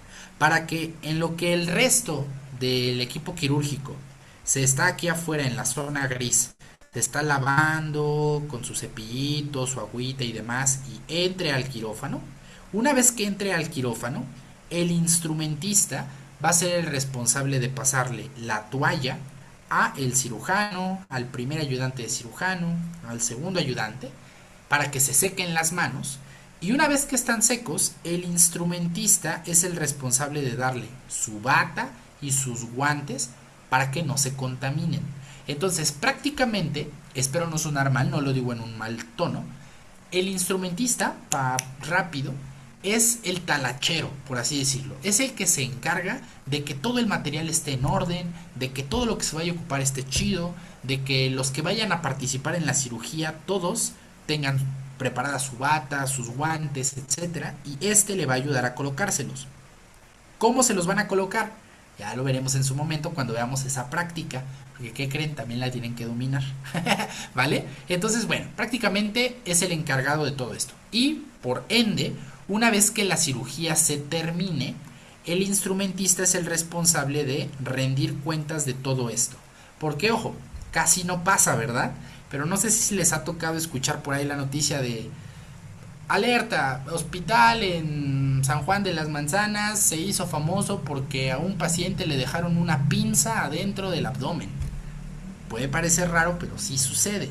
Entonces, el primer responsable al que le cortan la cabeza de si eso llegase a pasar es al instrumentista. ¿Por qué? Porque una vez que termina la cirugía, el instrumentista tiene que regresar a la selle para entregar todo lo que pidió y que se puede esterilizar. Entonces, cuando él llegue a la selle tiene que decir, a ver, te di 3 bisturís, 4 pinzas, 5 separadores, etcétera. Vamos a ver que todo esté en orden. Si algo no está, primer sitio donde debo de buscar, en mi paciente, porque sí pasa, ¿vale? Entonces, bueno, él limpia y regresa todo a la selle. Y como, digamos, apoyo, como herramienta de apoyo, en los pies del paciente va a tener una mesa alargada. Una mesa así alargada. Y en esta mesa alargada va a tener todo el instrumental. Va a tener las hojas de bisturí, va a tener las pinzas, va a tener las tijeras, va a tener las suturas, va a tener las gasas y las compresas, va a tener todo el material que él necesite para que en cuanto el cirujano lo pida y diga bisturí, el instrumentista agarra el bisturí y se lo pasa. Y cuando diga, tijeras, pues agarra las tijeras y se las pasa, ¿vale? Se las puede pasar al cirujano, al primer ayudante de cirujano o al segundo ayudante, dependiendo de qué cosas sea la que se tengan que hacer, ¿va? Listo, eso es lo importante. Ahora, ¿cuál es el último elemento integrante del equipo quirúrgico que nos falta? ¿Quién es el último que nos falta? El circulante. Correcto. El circulante es el único que yo voy a poner en forma de triángulo, solo como para diferenciar. Este es el circulante. Habíamos dicho, el circulante, para que lo recordemos de forma rápida y sencilla, va a ser aquella persona del equipo quirúrgico que hace toda actividad potencialmente contaminante. Potencialmente contaminante. Por ejemplo, ¿qué significa esto? Imagínense que aquí están clavados en la cirugía, están ahí metiendo cuchillos, separando, haciendo ahí todo lo que se tenga que hacer, y por ahí llega a pasar, al cirujano se le cae un bisturí. O por ejemplo, el segundo ayudante se estaba ahí medio durmiendo porque está posguardioso o lo que sea, y se le cae una pinza. Está prohibido que estos de aquí se agachen a recoger la pinza, porque la pinza o lo que se haya caído ya va a estar en contacto con el suelo y entonces ya va a estar contaminada. Entonces, nunca de los nunca esta persona tiene que bajar a recogerlo porque se estaría contaminando y eso sería fatal. Entonces, ¿quién se encarga de recoger esos elementos? El circulante.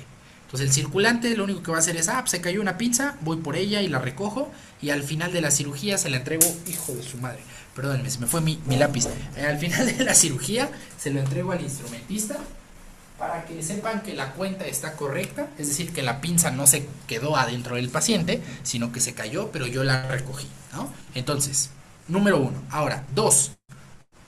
Este comero, les voy a ir poniendo los ejemplos aquí al ladito. Entonces, primer ejemplo, levantar piezas, ¿no? Piezas que se caigan. Segundo, el circulante es el encargado de amarrar. ¿De amarrar qué? Croches, no es cierto. De amarrar batas, ¿vale? ¿Por qué? Porque piensen, imagínense que ustedes, cirujanos o primeros, segundos ayudantes de cirujanos, entran al quirófano. El instrumentista les pone su bata, pero el instrumentista, como va a estar alrededor del paciente, se considera un elemento estéril, es decir, no se puede contaminar.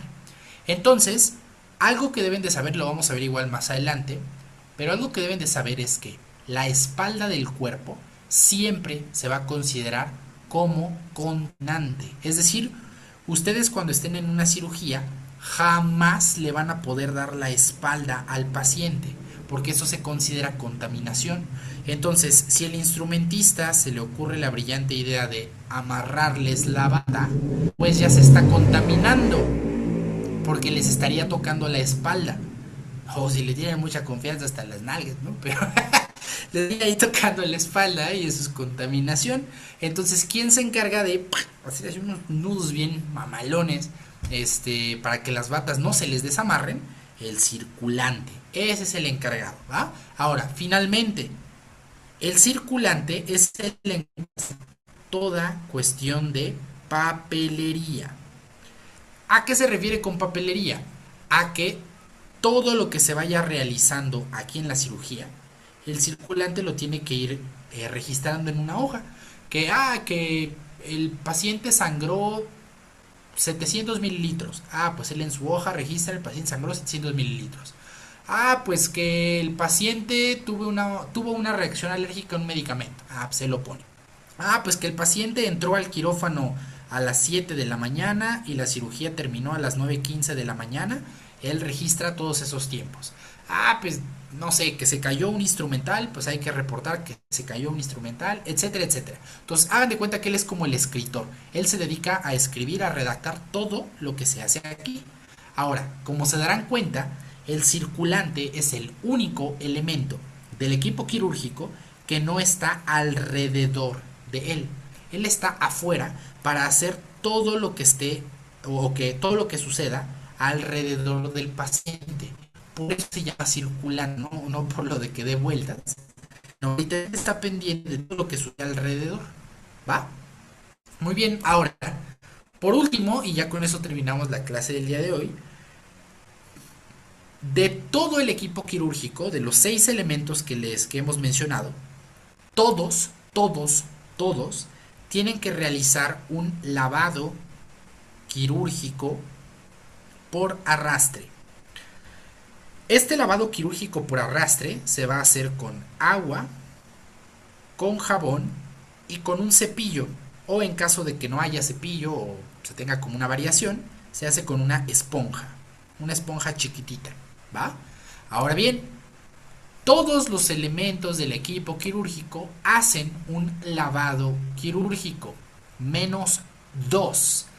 ¿Quiénes creen que esos elementos que no hacen lavado quirúrgico? El ¿Qué se les anestesio y ocurre? el El circulante. anestesiólogo y el circulante.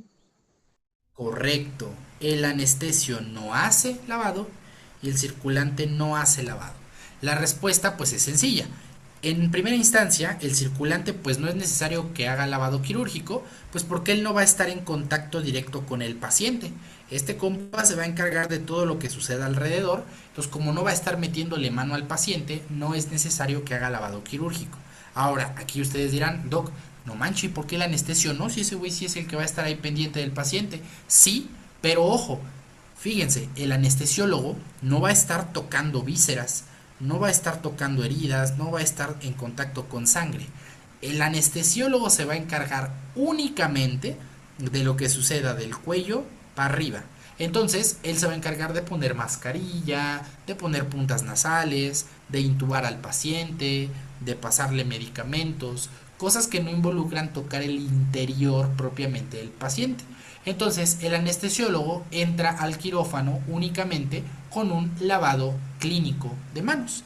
¿Se puede hacer un lavado quirúrgico? Sí, si quiere, para mayor seguridad, sin problema.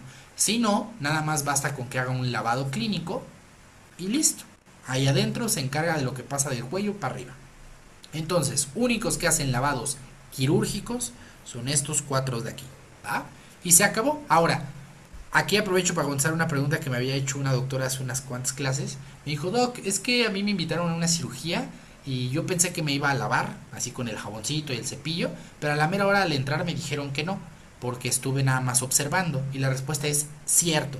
Haz de cuenta, cuando a ustedes les lleguen a invitar a una cirugía o estén en hospitales y les toque ver cirugías, si tienen suerte, los van a dejar participar como segundo ayudante o como instrumentista, para que estén ahí en contacto.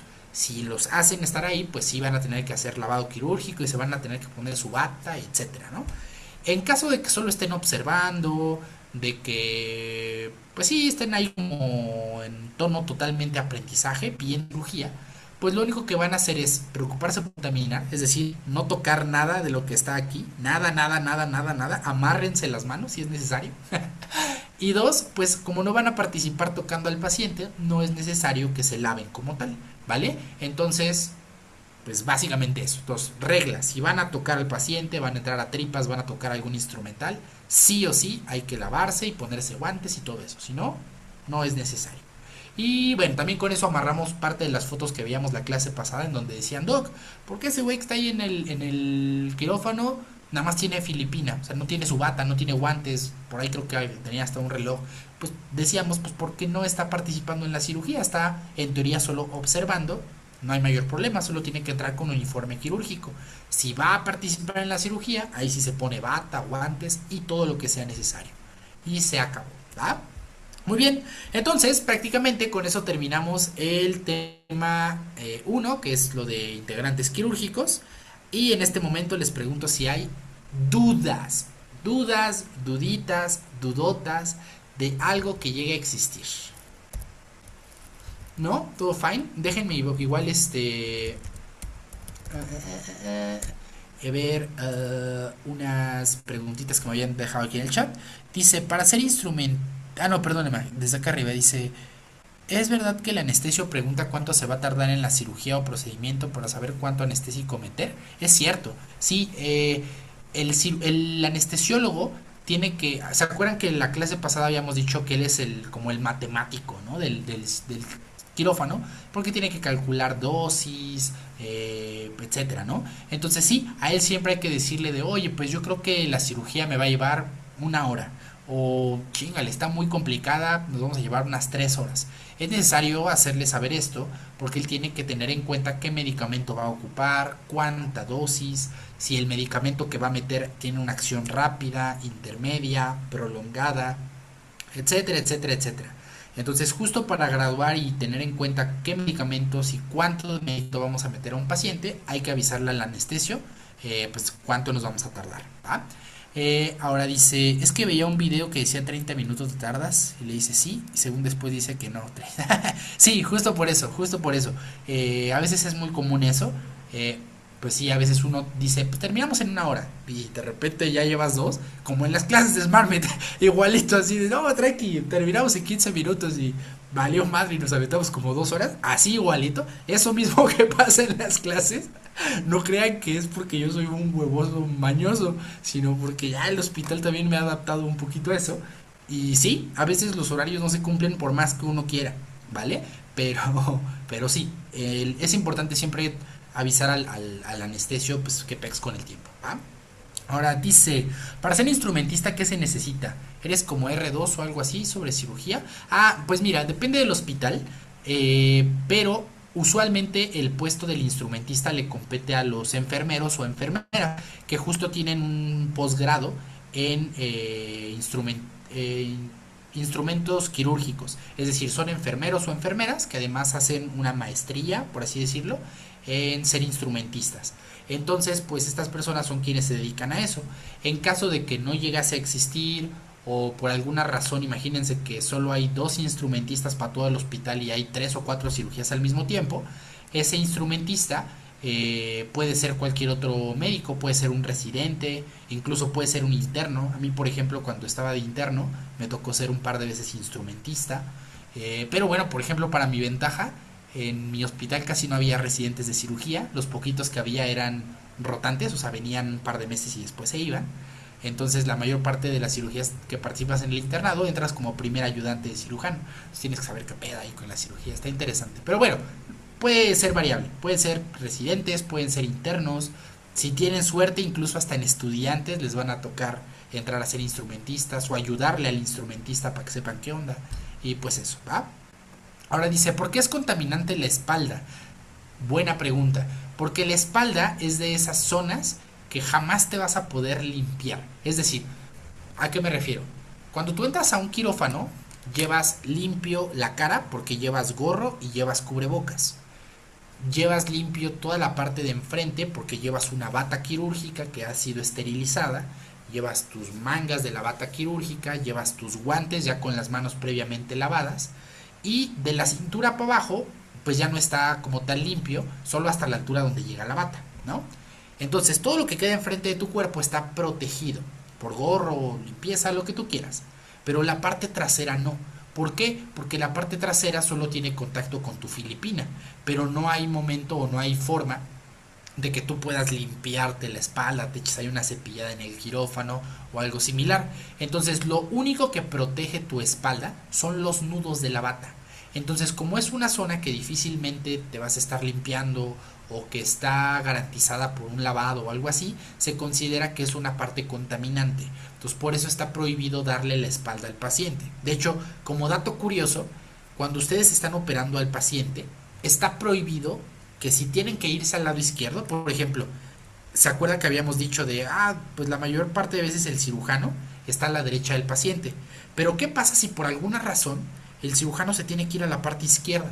O sea, que está operando aquí en la parte derecha y por ahí, no sé, rompió una arteria de este lado o sucedió algo del lado izquierdo y se tiene que cambiar de lado.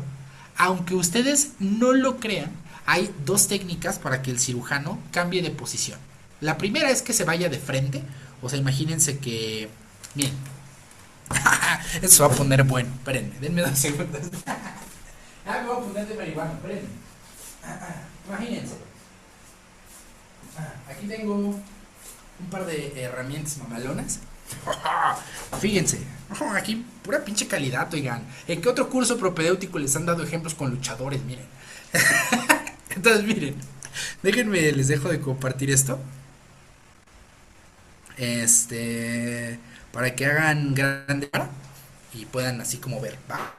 Entonces, imagínense. Imaginen lo siguiente. Voy a bajar un poquito mi cámara. Yo creo que ahí. ¡Oh, hijo de su madre! Perdónenme. La bajé de más. Oh, la chingada, espérenme. Ahí está. Imaginen que mi celular es la mesa de quirófano, ¿va? Y entonces, imaginen que el paciente está así. Esta parte de aquí es la cabeza del paciente y esto de acá son las patas del paciente, ¿va? Entonces, a la derecha del paciente siempre va a ir el primer ayudante de cirujano. Y enfrente, no, perdón, a la derecha del paciente siempre va el cirujano, perdón. Y enfrente del cirujano siempre va el primer ayudante. Entonces, este es el cirujano, este es el primer ayudante. Entonces, ¿qué pasa si estos dos tienen que intercambiar de posición? Existen dos formas. La primera es que, sin despegarse de la mesa, lo que hagan es pasar por aquí. Y fíjense cómo la espalda del médico siempre está dando hacia afuera de la mesa. Es decir, no hizo esto. No se volteó y empezó a caminar así de, sí, ahora sí le doy la espalda a toda la mesa y la contamino a la chingada, ¿no? No, siempre se tiene que ir pegadito con su cara viendo hacia la mesa de cirugía. Entonces, una vez que este está acá, llega aquí. Ahora fíjense, aquí viene lo curioso. Uno podría decir, pues bajo esa misma lógica, el cirujano que se va a tener que cambiar hacia este lado, pues va a hacer lo mismo. Entonces se puede ir hacia arriba de la mesa sin dejar de verla y ponerse del otro lado. Y entonces ahí ya cambiaron de lugar. Pero ojo, piensen lo siguiente. ¿Se acuerdan quién está aquí? Si esto de aquí es la cabeza del paciente, esto que yo le estoy señalando. Dejen acercar un poquito más. ¡Oh, qué la chingada! Espérenme. Denme dos. Ay, ¡oh, no puede ser esto posible! Está temblando, denme dos. Bueno, ahí se los agarro. Ahí. Entonces, piensen lo siguiente. Si esto de aquí es la cabeza del paciente, ¿qué elemento del equipo quirúrgico sería este donde está mi pluma? El Anestesiólogo. Bien, el anestesio. Entonces piensen lo siguiente. Voy a regresar toda la normalidad. El doctor Wagner es el cirujano y el gran americano, que es este, es el primer ayudante, ¿va? Entonces piensen lo siguiente. Ok, este que es el cirujano, el primer ayudante, va sin falla, se viene caminando, rodea la cama del paciente sin darle la espalda y llega acá. Pero ojo, si mi anestesio está aquí, en la cabeza del paciente, hay veces en las que el cirujano no se puede ir hacia acá. ¿Por qué? Porque si esto es el área de anestesio, aquí, imaginen que esta cajita azul, dejen acercar un poquito más la cámara, la voy a alzar un pelín, ahí, imaginen que esta cajita azul es la máquina de anestesio, porque recuerden que el anestesio está aquí y por aquí estamos checando signos vitales, pasando medicamentos, etcétera. Entonces imaginen, si el primer ayudante, perdón, si el cirujano para cambiarse de lado tiene que rodear toda la máquina, pues ya se está saliendo de la zona segura. ¿Por qué? Pues porque acá que está afuera ya estaría pasando el circulante por si tiene que estar haciendo teas o algo así. Entonces el salirse por afuera de la máquina ya se considera contaminación. Entonces, ¿qué es lo que hace? Pues sencillo, vuelvo a reingresar esto, espérenme. Este de aquí es el primer ayudante de cirujano. Avanza, avanza, avanza, avanza sin dar la espalda a la cama. Llega y ¡pum! Ya está de este lado. Ahora, ¿cómo le hace este compa para llegar acá?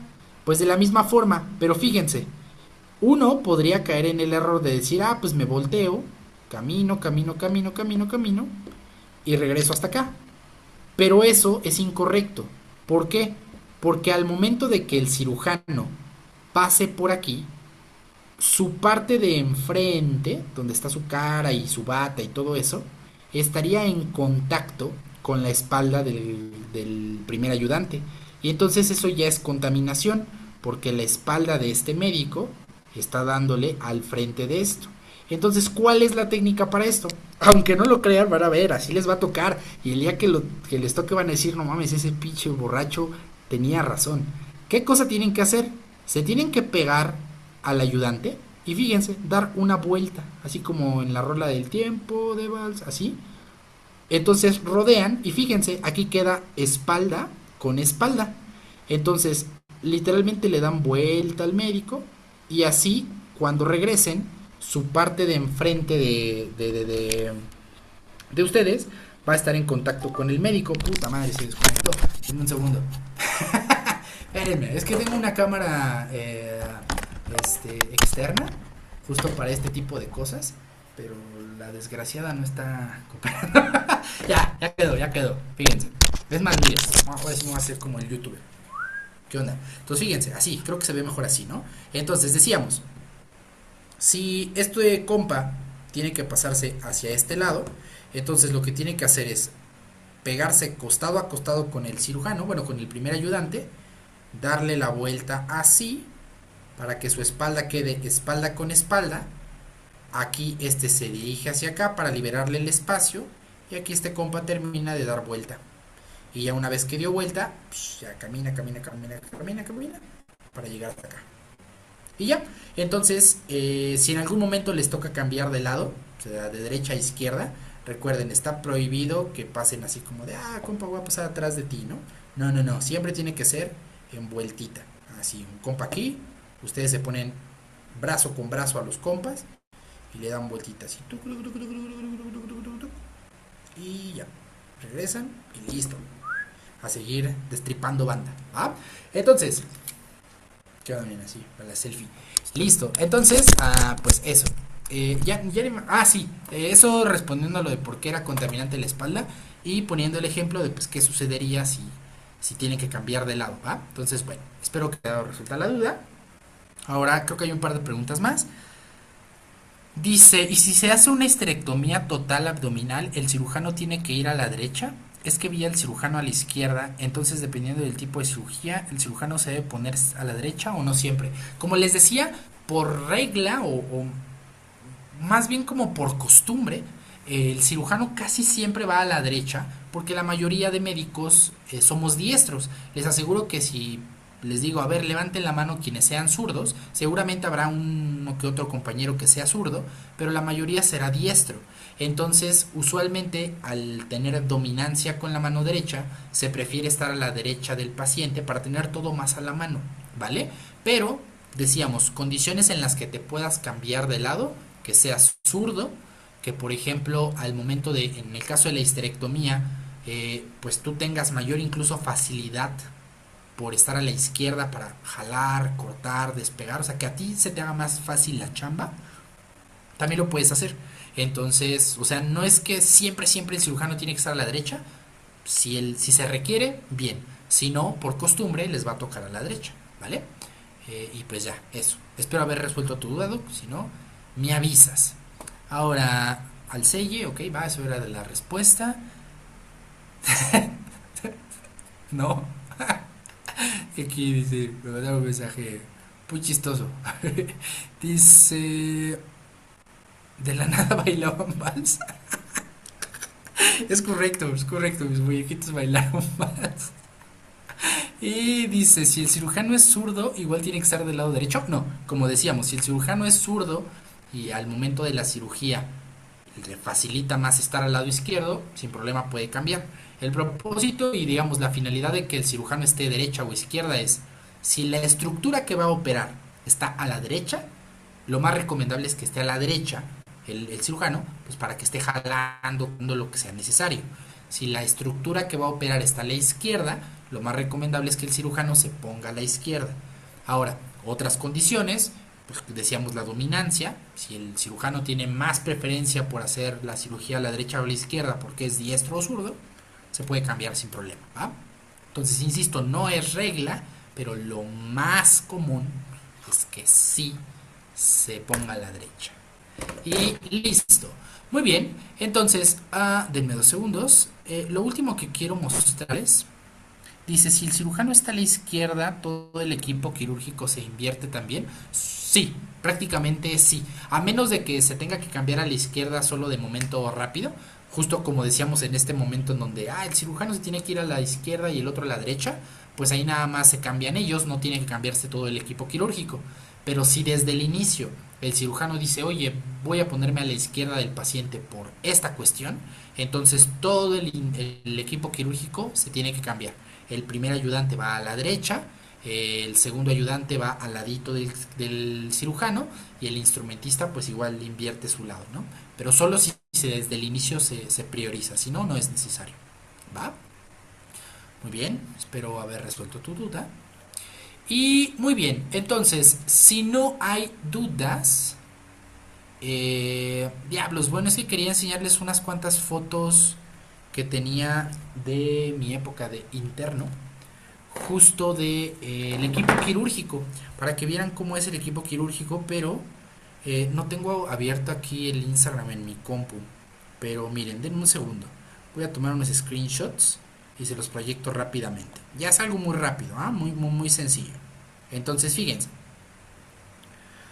Tararara, denme un segundo. Miren, vamos a poner esta de aquí. Vamos a poner esta de aquí. Y vamos a poner esta de aquí. Esta de aquí. Y ya, miren. Les voy a enseñar unas cuantas fotos para ver si ustedes son capaces de decirme qué diablos estamos observando. O sea, si yo les pregunto, a ver, ¿quién es este? Por la simple posición, ustedes deben de ser capaces de decir, ah, pues es este güey de equipo quirúrgico. Entonces, denme 2 segundos. Ya las tengo aquí en la compu.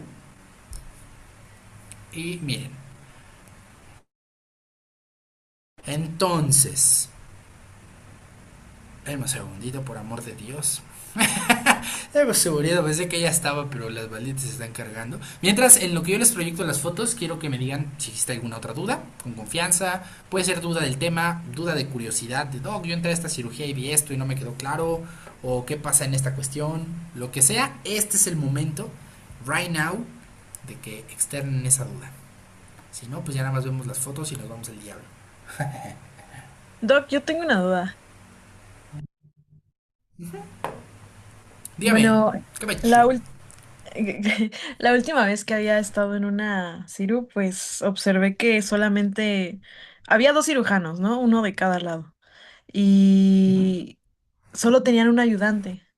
Entonces quería saber si es forzoso que exista un segundo ayudante o en esos casos cuando pues está, digamos, llena el alrededor del paciente, pues con un solo ayudante está bien. Bien, qué buena pregunta. Justo ahorita les voy a enseñar una imagen de eso. Eh, no es regla que a fuerzas tiene que haber un cirujano, un primer ayudante, un segundo ayudante y un instrumentista. El segundo ayudante puede o no puede estar. Lo que sí es, ninguna cirugía se puede hacer con un solo cirujano. Siempre debe de haber cuando menos dos, el cirujano y el primer ayudante de cirujano. Cuando menos, ¿va? El segundo ayudante, insisto, puede o no puede estar. ¿En qué condiciones puede estar?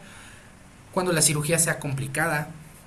Por ejemplo, en las cesáreas se recomienda que sí haya un segundo ayudante, porque además de que sí pueden ser complicadas, como les decía creo que la clase pasada, al operar una cesárea bota mucho líquido porque pues rompes la bolsa amniótica.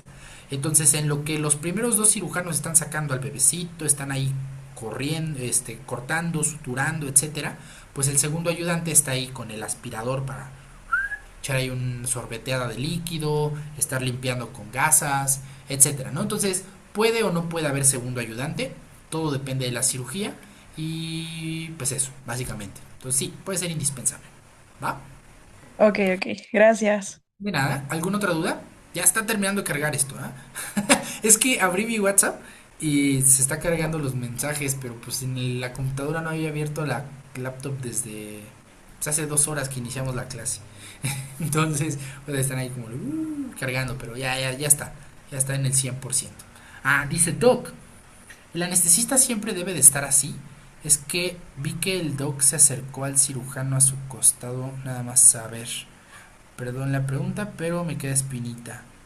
En este se le cayó una etiqueta, pero me dio miedo recogerla y dársela. Así que le dije, se le cayó y solo me miró riéndose. Ah, ya entiendo. A ver, primera cuestión. Doc, ¿el anestesio se puede mover de su posición o siempre tiene que estar en la cabeza del paciente? No, se puede mover siempre y cuando no se meta entre el equipo quirúrgico. Es decir, el anestesio se puede mover de la cabeza como para ver la cirugía, sí, sin problema.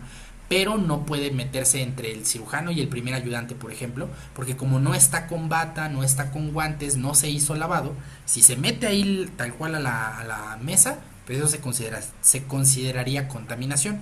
Pero de que se puede mover aquí a la derechita para ver la cirugía, sí, sin problema lo puede hacer. Ahora, lo de que se le cayó la etiqueta y eso, sin problema podías recogerla y entregársela, siempre y cuando esa etiqueta no haya estado en contacto con el paciente. O sea, supongo que cuando te refieres a etiqueta, te refieres así como a alguna nota que luego le pegan a las jeringas o a los medicamentos, así como un papelito con alguna nota tal cual. Sí, esa sin problema se la puede recoger. Es como si, por ejemplo, el anestesio también tiene sus plumas ahí dentro del quirófano para estar haciendo cálculos, para decir, pues ya lleva 15 minutos de operación, le metí este medicamento. Ya avanzamos a 30, le tuve que meter esta dosis, ¿no? Todo eso lo tiene él también que ir anotando. Si se le cae la pluma al suelo, pues sin problema se la puede estudar.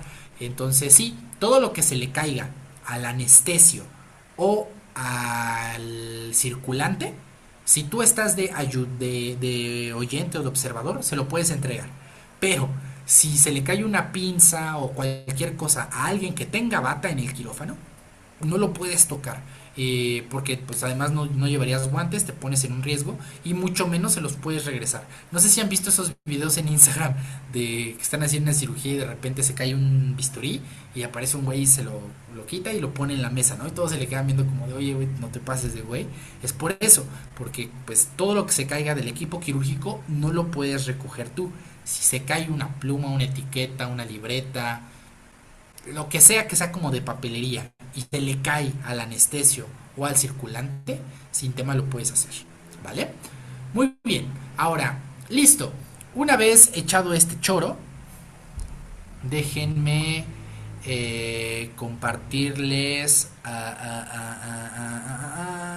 las fotos para que puedan verlas y me digan qué diablos estamos observando, ¿va? Entonces ya con eso terminamos, fíjense. Listo, miren, les voy a enseñar. Ok, una primera. Fíjense. Ahí está. Déjenles proyecto la pantalla de WhatsApp. Listo. Fíjense, ahí estamos viendo una cirugía. Yo sé que se ve cortita la foto. Ustedes podrán decir, no mames, ¿qué diablos es eso? Pero les voy a dar una pista. Acá, donde está la flechita ahí dando vueltas, hacia acá está la cabeza del paciente. Por lo tanto, con esa información, ustedes ya sabrán decir qué posición ocupa este compañero que trae gorro de Grey's Anatomy, qué posición o qué elemento del equipo quirúrgico soy yo, que está aquí enfrente, y qué elemento o pues sí, integrante del equipo quirúrgico es la persona del gorrito colorido. Entonces, ¿quién se anima a decírmelo y el por qué? Sin miedo a equivocarse, no pasa nada si nos equivocamos. Para eso es esta La de clase. gorrito colorido es la anestesio, ¿Por qué? porque está en la cabeza del paciente, ¿no? ¿Los demás opinan ¿O igual? estoy chueca? Sí, chueca, mira, hay dos cosas para saber. O sea, es un buen intento, justo insisto, para eso es la clase, las imágenes. Pero no, mira, la cabeza del paciente está acá, haz de cuenta, ¿ves la flechita o el cursor que está dando vueltas? Hacia allá estaría la cabeza. Eso quiere decir que los pies están hacia acá, donde está el icono de sonido de la historia de la foto. Entonces, la cabeza está hacia acá y los pies están hacia acá. Pero además, segunda cosa, esta persona de gorrito colorido, si te das cuenta, tiene bata quirúrgica. Entonces habíamos quedado que el anestesio no se pone bata quirúrgica ni se pone guantes. Ese junto con el circulante entran nada más con su pijama quirúrgica. Entonces, como esta persona está en los pies y además tiene bata quirúrgica, aquí la estamos viendo en color azul, Por eso no es la anestesio, pero es un buen intento. ¿Quién sería entonces? Puede ser el segundo porque está a la derecha Ok, ¿a la derecha de quién? del cirujano y el Ok, que está enfrente sería el primero, ¿no? ok, entre el que tiene el gorrito de Grey's Anatomy y yo, ¿quién sería el cirujano y quién sería el primer ayudante? Ah, este, bueno, tú, pues, no sé si tú seas el primer ayudante, y Ujú. es el que está enfrente de ti es el cirujano y el que está de gorrito colorado que está a la derecha del cirujano es el segundo. Correcto, muy bien. Ay, güey, espérenme. Correcto, fíjense. Aquí. Ah, no, esa no era. Espérenme. Es que esta es otra foto que ahorita les voy a enseñar. Aquí, esta. Fíjense. Esta imagen de aquí. Decíamos, la cabeza está hacia acá. Entonces, esto quiere decir, si la cabeza está al fondo de la foto, la derecha del paciente es esta de acá. Entonces, quien está a la derecha es este doctor de aquí y este de aquí es el cirujano. Yo sería el primer ayudante porque estoy justo enfrente del cirujano. Y si se dan cuenta, aquí tengo unas pinzas que se llaman separadores. Y pues lo que hacen, su nombre lo dice, es separar, como traccionar la piel. Aquí estábamos operando un apéndice, ¿vale? Entonces, bien, y la persona del gorrito colorido es el segundo ayudante del cirujano. ¿Por qué? Porque está a la derecha del cirujano, pegadito a los pies, ¿vale? Estaba viendo si aquí tengo como alguna opción para dibujar en la pizarra o en la pantalla, pero creo que no, no tengo. Si no, igual estas imágenes las vemos en la siguiente clase a más detalle para que lo vean. Ahora, fíjense en esta imagen. Esta imagen también está bonita. Ahora, fíjense. Aquí, esta imagen, vean, piensen, ubíquense espacialmente. Si yo les digo que la foto la tomó el anestesio desde su lugar de anestesio, entonces, ¿dónde estaría la cabeza del paciente? Aquí, opción A, o acá al fondo, opción B. ¿Dónde estaría la cabeza? Opción A. Opción A. Correcto, la cabeza está aquí. ¿Por qué? Porque si le estoy diciendo que la foto la tomó el anestesio desde su posición, quiere decir que todo esto que yo estoy viendo aquí abajo, en la parte inferior de la foto, es la cabeza del paciente, ¿va? Entonces, si esto de aquí es la cabeza, entonces quiero que me digan qué posición estoy ocupando yo, qué posición está ocupando la persona del gorrito azul que está enfrente y quiénes serían los dos del fondo.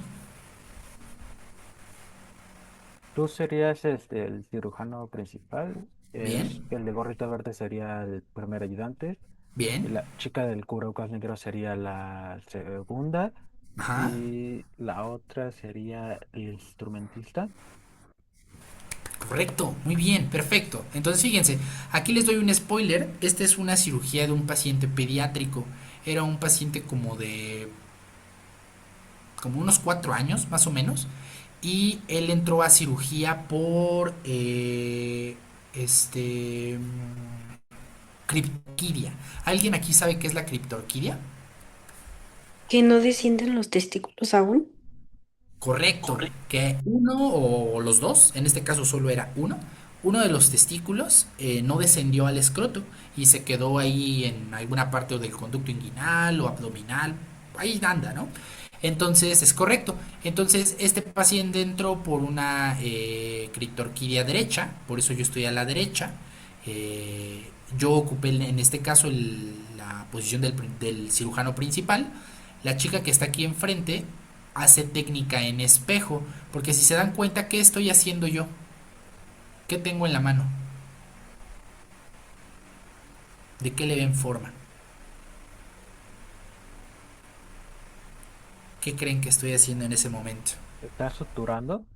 Suturando, muy bien. Entonces en la mano derecha tengo el portaagujas y en la mano izquierda, aunque no se ve, tengo unas pinzas de disección. Por lo tanto, si la chica de enfrente es el primer ayudante y hace técnica en espejo, ¿qué es esto que ella debe de tener aquí en la mano para poder hacer lo contrario a lo que yo haga?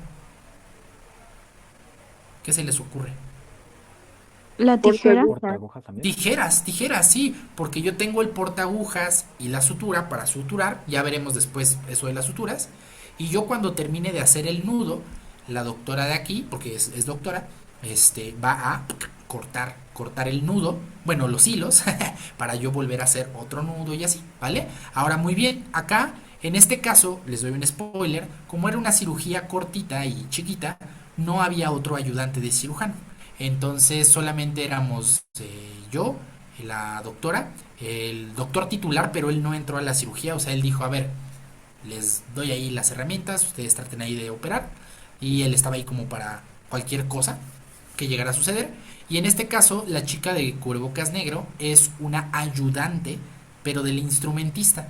Ella es una enfermera quirúrgica o enfermera instrumentista, y esta chica de acá es una enfermera que se está preparando para ser enfermera quirúrgica o instrumentista. Entonces, por eso ambas están pegadas aquí a esta mesa alargada, que es donde se pone todo el material. Y pues ya, básicamente eso. Ahora, una última foto para que me digan qué diablos estoy haciendo ahora yo aquí. Fíjense a esta foto. Fíjense, les doy una pista. Acá de este lado, donde está mi cursor, donde está la flecha dando vueltas, está la cabeza del paciente.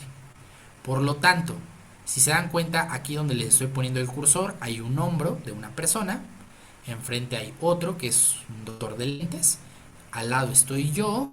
Enfrente de mí hay una doctora de cubrebocas. Entonces, ¿quién sería el que tiene mi cursor? ¿Quién es este? ¿Qué elemento? Nada más se le ve su brazo, pero ahí se ve. ¿Quién es?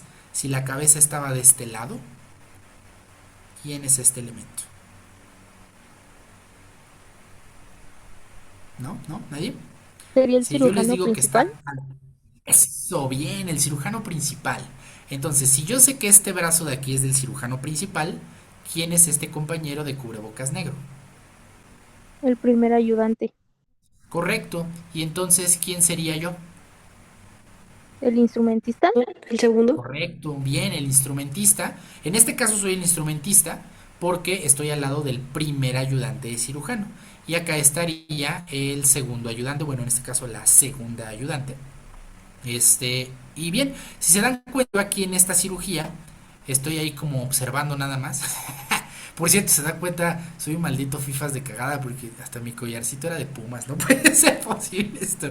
Pero bueno, si se dan cuenta, en la mano traigo un tubo metálico. Este tubo metálico es el aspirador que en algún momento en una clase les platiqué. Y esta cirugía era una cesárea. Justo los dos médicos estaban ahí dándole. Y yo le pedí el aspirador para poder ayudar a drenar todo ese líquido y que ellos se encargaran de sacar al bebecito. Y pues ya, entonces, consejo, si pueden, y si ya han ido a cirugías, y si no, pues echen ahí un googlazo, pongan equipo quirúrgico, o cirugía real, o lo que quieran, hagan por ahora el ejercicio únicamente de identificar quiénes son los integrantes del equipo quirúrgico. ¿Por qué? Porque aunque no lo crean, esto ha llegado a ser preguntado en exámenes. Les llegan a poner imágenes en donde se ve o los pies del paciente o la cabeza y de repente les ponen una flechita y les dicen, es cierto respecto a este brother. Es tal, hace esta tarea, desempeña esto, etcétera, ¿no? Entonces, esto del equipo quirúrgico hay que tenerlo aprendido teóricamente con las tareas que desempeña cada uno, pero también hay que tenerlo aprendido con imágenes de posibles preguntas de posiciones, ¿va? Y ya. Dice Doug, ¿lo puedo seguir en Instagram? Claro que sí, mi hijo. Claro que sí, viejito, ahí estaremos. Muy bien, va, entonces, listo. Una vez terminado esto, ya para matar la clase, les pregunto, ¿tienen alguna duda? Con confianza, hablen ahora o callen hasta que tengan una duda. ¿No? ¿Todo fine? Perfecto. Excelente, muy bien. ¿Qué tal vamos con las clases de Ciru? ¿Les han parecido tediosas, tranquis, cotorras? Yo espero que bien. Cirugía es una materia bonita, amigable, pero puede complicarse si nos confiamos. Entonces, bueno, pues listo. Si no hay más dudas, voy a poner ya fin a la grabación. Saludos a los que vean la grabación. Cualquier cosa, ahí echamos mensajito por WhatsApp. Y pues eso, ¿va?